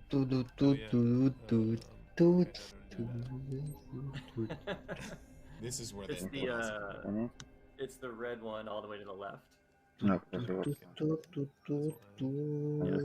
And how do I wish I could tell you on the keyboard. It's you just hit 1 on the keyboard. One. Okay, hold on. I've got a keyboard. Wait, I have to get out of this, do I? Oh, Oh, there use. you go. You could do. Будильник не установлен. А, это надо здесь, надо. See, the gamepad is working. Yeah, if I just make it. If I was good at it. Yeah, there we go. Okay. Я не помню, как это. Будильник не установлен. So the demo is out now, which is Будильник, а может awesome that это everybody can play it, and you can wishlist it now on Steam, correct? That's right. Yeah. Nice. And it's out on GOG and Steam currently. Okay, cool. And when you release, are you going to release multi-platform simultaneously, or are you going to release PC first? A simultaneous release is the plan, so we'll be hitting PlayStation, Xbox, and PC all at the same time. But we're still a little ways off from that, so we'll see. But that is the plan. That makes sense. You don't have a release yet, or do you have one? It's to be decided. Makes sense. When it's done. I mean, we're kind of at that stage right now where we've invested so much time. Время я не знаю. You're dead. Видишь, будильник не установлен. I can deal with this. Oh, maybe. Ой, дела нет. We've invested so much time and so much love and passion in this project, really, that it's going to be done when it's done. I know as cliched as that sounds, it's like this is going to be perfect when it's released, and Ладно, we're а not сколько gonna он давление make any повел exceptions. запястье? Totally makes sense. I mean, Игра it's по like a времени masterpiece. I светлого. know a lot of people were waiting for Дисплей 10. the trailer, and when they saw the updated trailer yesterday, they went crazy. So that it's awesome to see that kind of love, you know, get pushed back into something that you love, you know.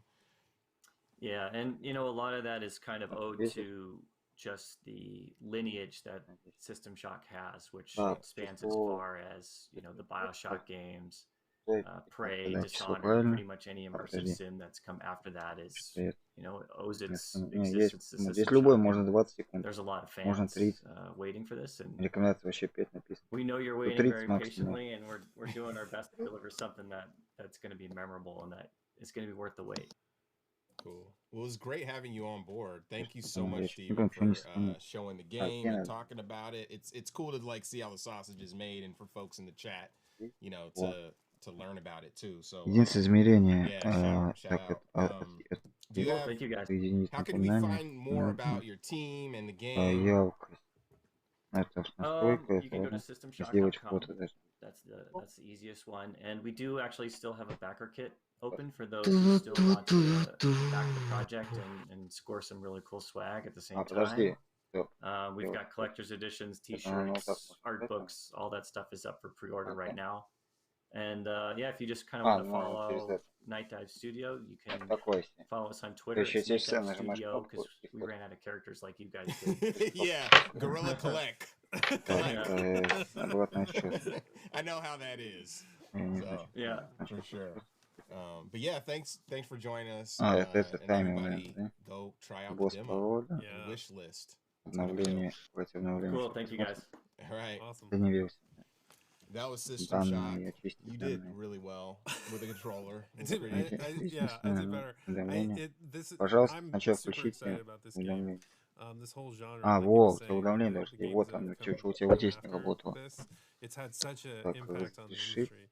And Давай super разрешимся. excited that they're not Из going to release Яндекс. it until they're ready because this is Android a super important game. So уведомления будут. that's really cool. А здоровье. Well, let's shout out our Это sponsors единственное. again. А, We ну у got тебя вот еще Carlos это вот Bardu, coming up with the Eternal Будильник, Cylinder. I know кстати, you вот. guys were Я не looking знаю, for как in the chat. это. We're looking for that to roll you guys over, and it's coming up next. Shout out to ID Ну, and я имею в Xbox виду. Razor, Fully Illustrated, Wilmer А видишь, а Sound, его нет. AV Я вот нажимаю Society, на будильник на Astro. установлен. We got a Razor machine here. They've been dope. Вот. Also shout out to IGN and ID Я and просто не Xbox пойму, я again. GameSpot and Twitch for really supporting the Guerrilla Collective. We couldn't have done it without their help showing these games again.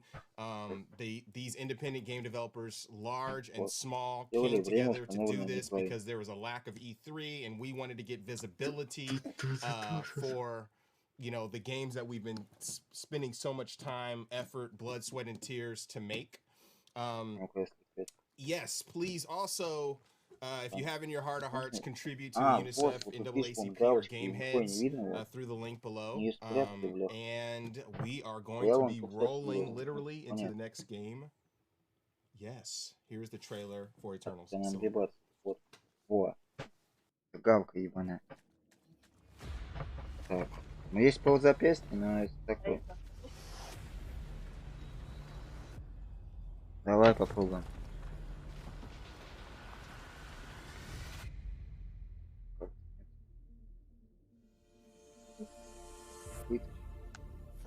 Нет, просто висел. Да я их положил. Ладно, ничего не. Нажал. Я не знаю.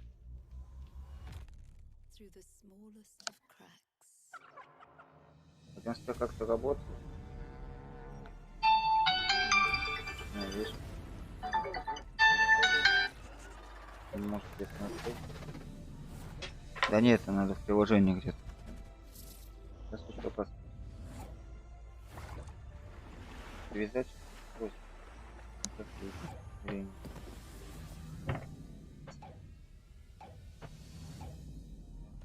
Тут, по идее, больше ничего такого нет, но... А вот пахану как пойдем будет. Пойдем, будут у тебя шаги?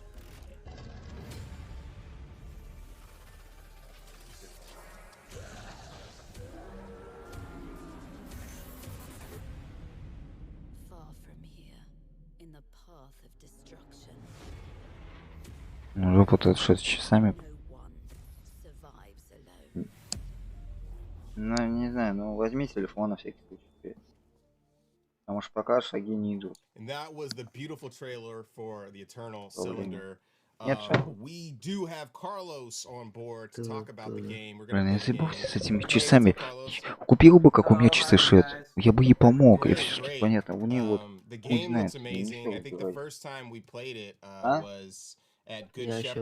не знаю, at Gamescom, and it was so beautiful. I remember seeing the game. Like when you first start, was it подожди. in 2015, Вот, по-моему. 2016? Around 2015, 2016, I did a type of a small prototype I did with a colleague.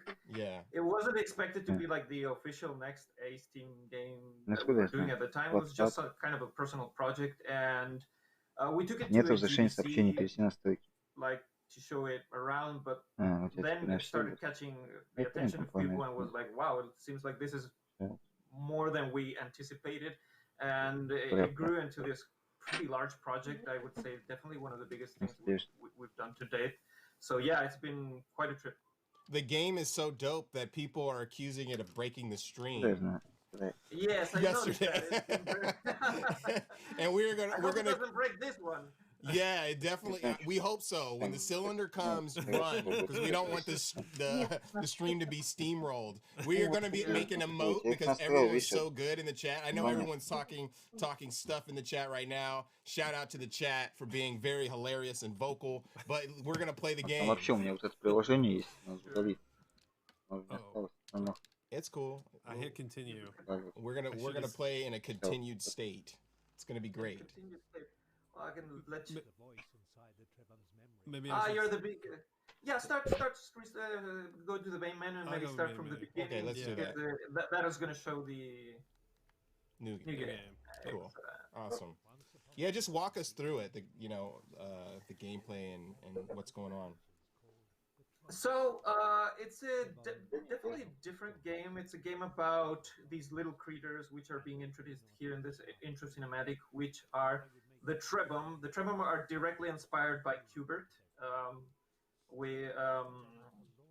This funny little head creatures with a trunk and two legs, very similar, but they have this ability to mutate and eat things in the environment and transform. So you're a family of these little creatures that are born in this alien world. As you see, as soon as you exit the intro cinematic, you start right there right in front of the cylinder, and they're tossed.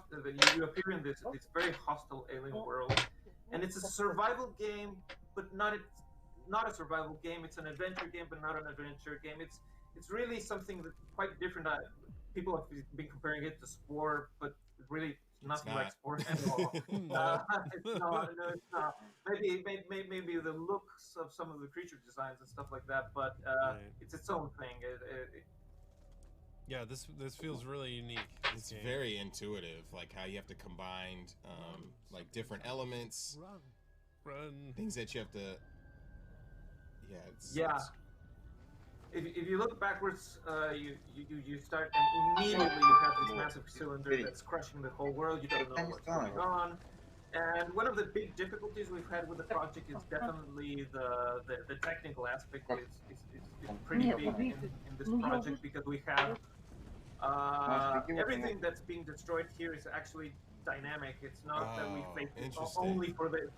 We didn't only fake it for the introduction of the game at the scene. Like many games, like maybe have some very cool starting setup where you have like lots of maybe particles and stuff. But the truth is that for this game, the cylinder is rolling at times all the time, and it can get to pretty.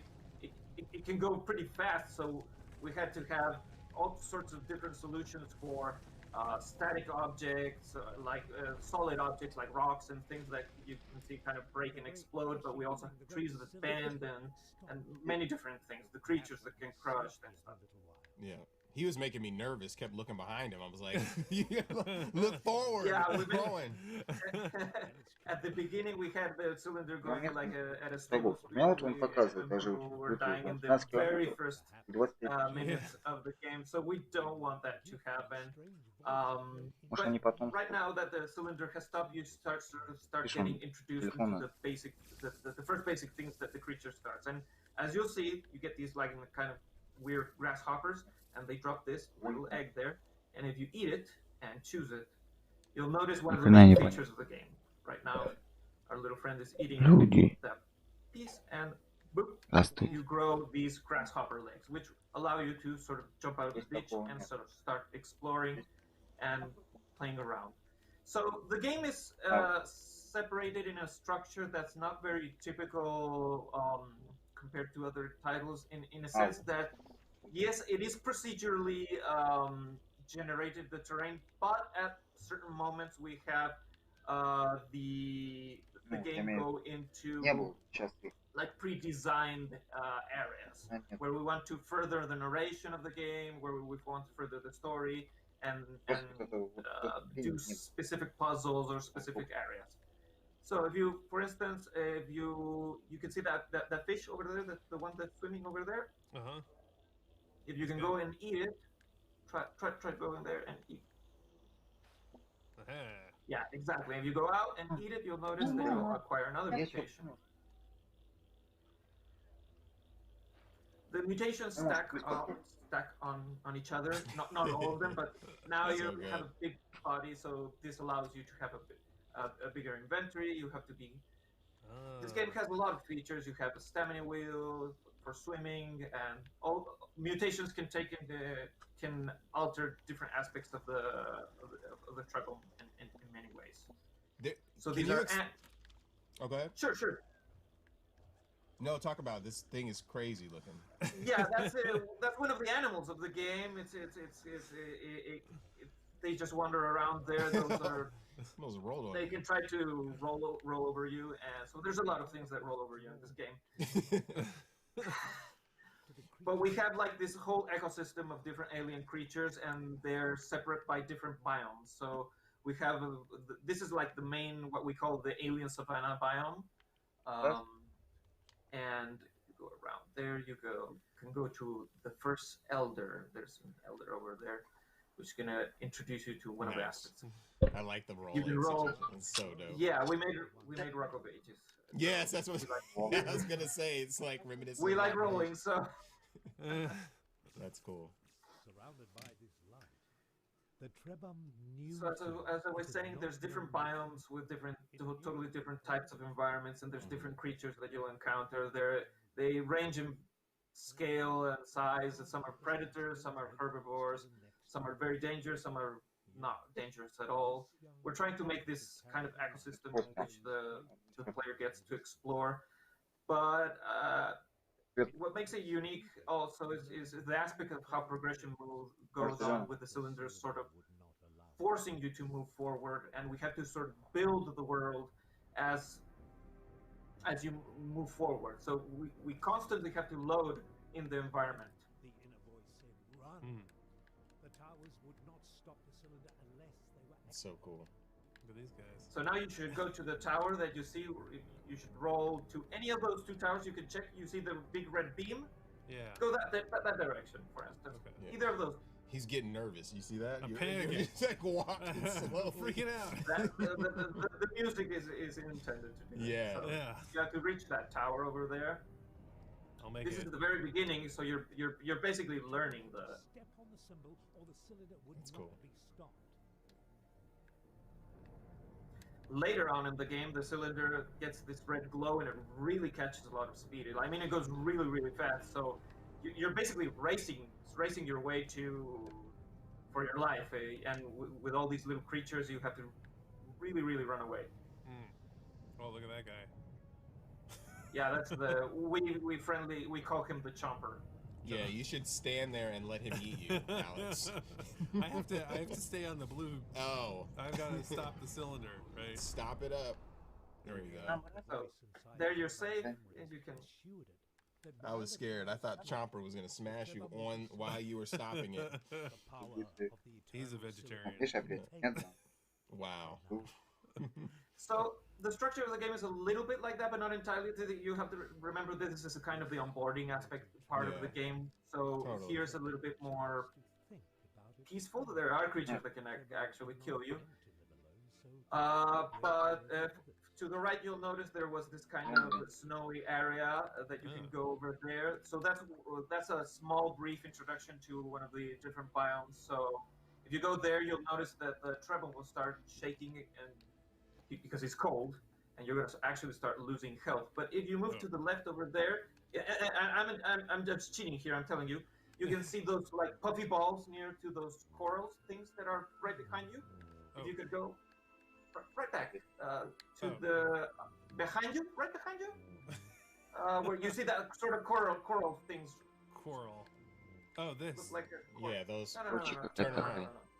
Turn around to go the other way. Right there. Into the snow. Into the snow. Okay. Into the Sorry, there's a little bit of a delay, I think. Okay. Yeah. There. You see the puffy purple balls to the left. To the left. Oh. To your left. The left. There they are.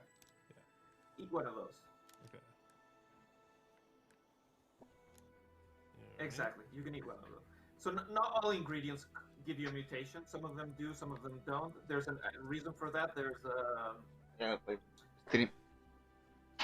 so this is a temporary mutation, Да, люди. but later you can make it permanent. Лучше But с now вами you have посидеть, чем code of fur. So this allows you to explore in this area, если с этими and часами. you can find other trebum. Ну, я, главное, в принципе, все слышал, еще не говорили. will join you in your adventure. So Потому there's что a есть lot of такая different фраза в одном aspects of ухе Димон, allow people а to в explore правом... Не, подожди. В So this левом is the ухе jump Димон, of а the правом third one from Пиля. the snow, and you have to be careful Oh, cool. because he will eat you. He will eat you. Yes, do not get eaten. Okay, so he's not as vegetarian as I thought he might be. No. That's cool. And when you get when you get the different troubles, you could switch between them, right? Yeah. For instance, there's one over there who's in his little home. Oh, cool. And now you have a little AA partner who will follow you, and that's a central aspect of the game is getting other trebum and growing like this herd of little creatures, which is going to follow you during the adventure, and you can switch between them, and you can stack on them their own powers, Сколько their own должна кончиться? abilities. So it's a game. It's a narrative game where there's a reason for all this. It's just not a procedurally generated sort of world where you get to goof around. But that is a lot of fun in the game. But there's a purpose.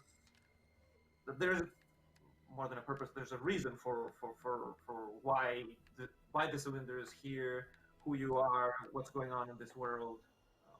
And there's tons of depth in this game. I mean, there's the exploration. There is even when I was trying it earlier, you have like a stamina system too, where you have to make sure that you're eating and that kind of thing, right? And that gets introduced later in the game. It's a little bit like you get the energy pouch and the stomach where you have to feed your creatures. So if you jump there, you can get that egg. Oh, I can jump up here? You can just jump up there and you can grab that egg with the. Now, if you go to where you can see these little behind the other way, you can see that thing there where you can heat the egg if you leave it there. Oh, so that's another trouble. Yeah. Wait. No, just if you stand there, it's gonna work. Okay. There it is. Cool. So it's heating the egg, and that would allow you to get another friendly little trouble. You can actually name them. I don't know if it's gonna work with a controller now, but I think we're gonna just leave it at that.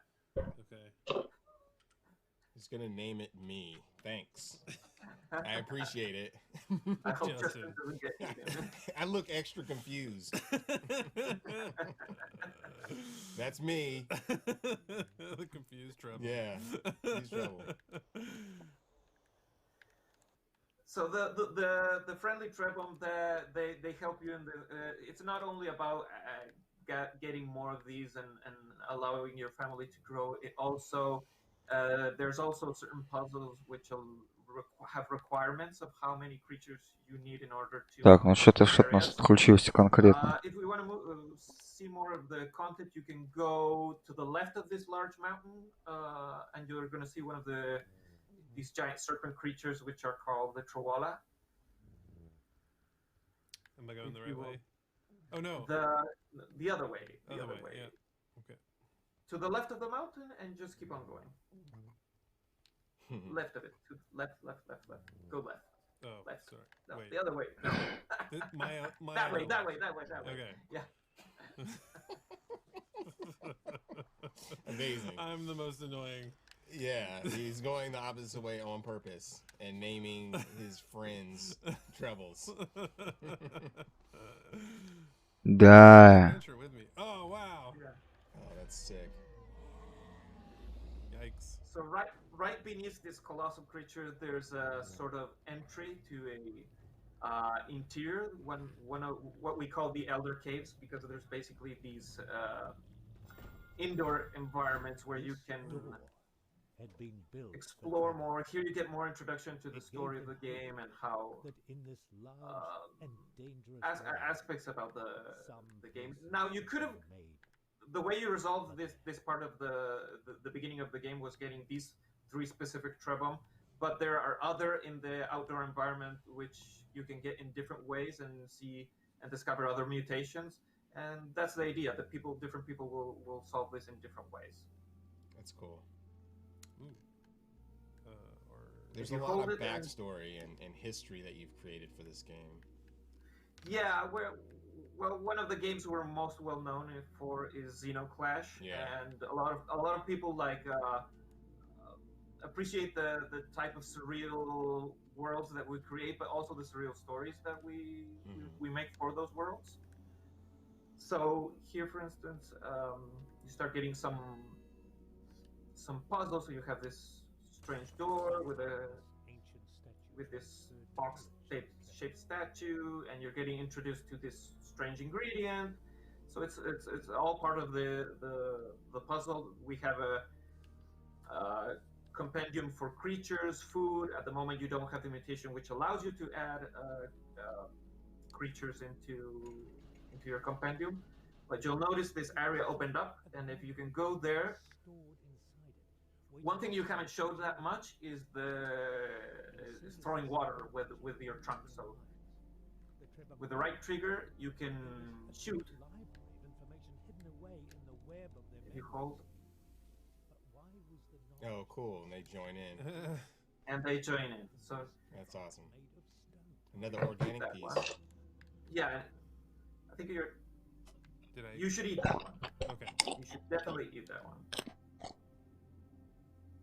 He's slipping down up the stairs. That's one of them. Ничего честного. Ничего. No.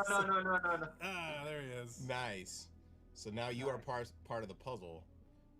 You are now part of the puzzle. So you would have tried to enter that socket before, it wouldn't have opened. So now with the square trapum, you can access to this area, and you find yourself with Gromo, the Elder.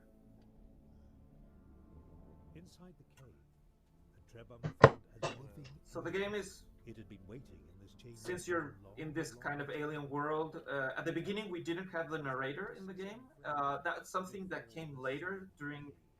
This game has been a lot of experimentation. If you looked at the original design document, there's the core concept of the game is there, but we started seeing what things worked and what things didn't work through a process of discovery, because it's very different to anything else that we've ever done, or we really can't draw parallels with other titles. So, for instance, the narrator was something that came later on. He's actually part of the story. He's not just there to help players, but he's an actual character. So, yeah, it's a very unique game, and we're really excited about it.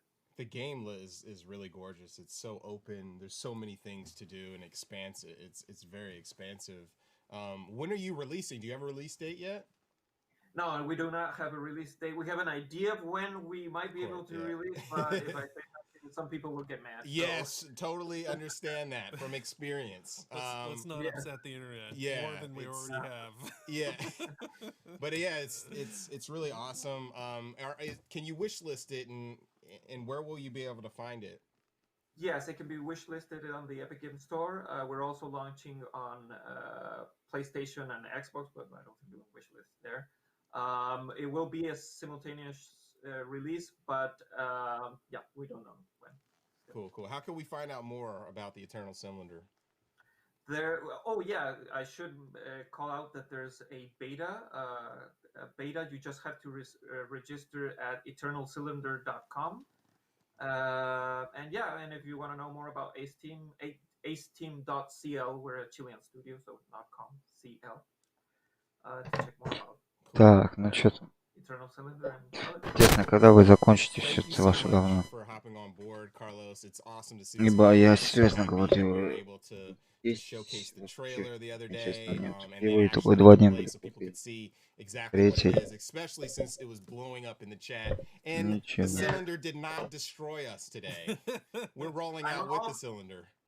I'm also disappointed that it didn't. Yeah. I thought this was one I did well at. Yeah, there's gonna be memes. We're making them. So yeah. Okay, awesome. I'm looking forward to them. All right, thank you so much. That was the Eternal Cylinder. The game is gorgeous. You did okay. Thanks for naming me One of the troubles. Oh yeah. Well, it was great. Yeah. This is a really creative game. This is really amazing. There's something in the water in Chile. Yeah, definitely. Yeah, it's been an amazing experience. We have one trailer that came from New Blood just in that we want to showcase before we head out. Let's roll the New Blood trailer.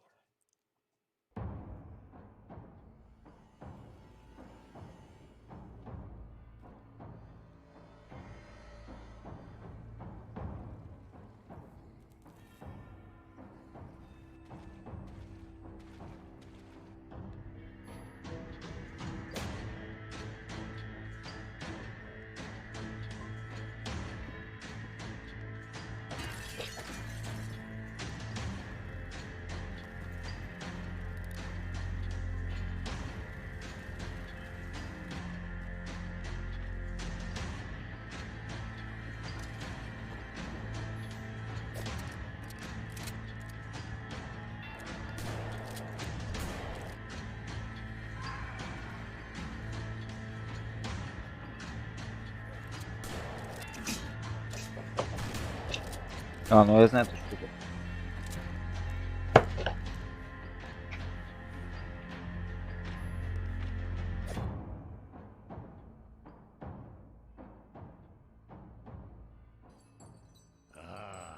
Inside at last, welcome.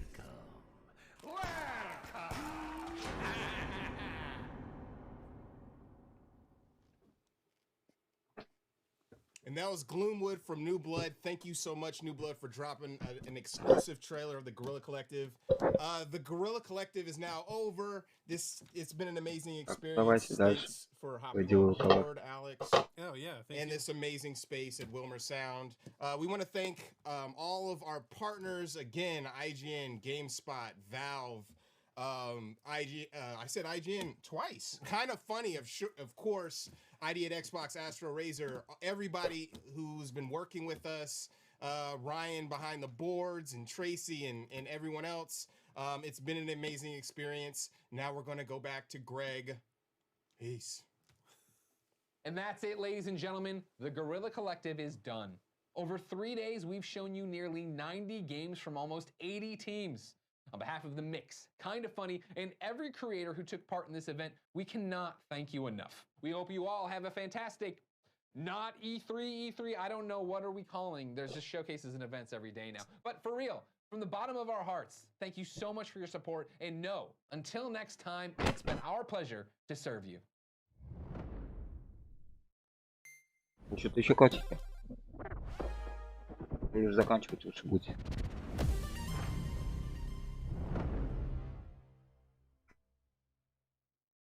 Все, конец. Конец, эта хрень кончилась.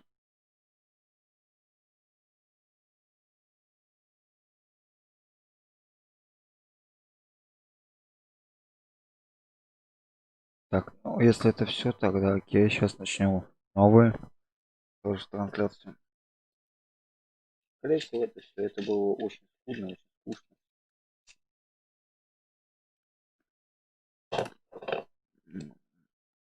Ничего интересного. Просто ничего. Потому они завершили нет. Ничего не понял. Понятно. Непонятно.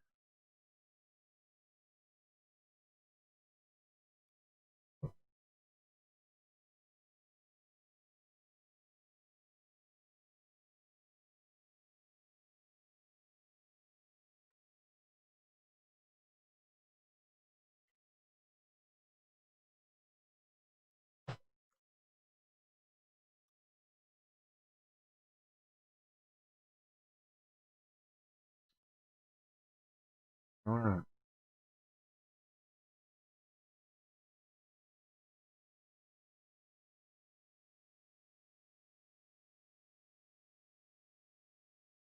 ну ладно, что, как говорится, будем смотреть тогда IGM. Наверное, что нам еще остается? Хотя у них начало начнется Только через 10 минут. Да?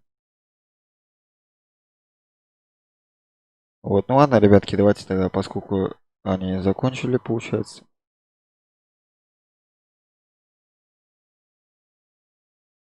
Давайте скоро я запущу еще один стрим и увидимся и будем смотреть с вами IGM. Ибо это они хранение свое закончат. Вроде как. Так, ладно, давайте.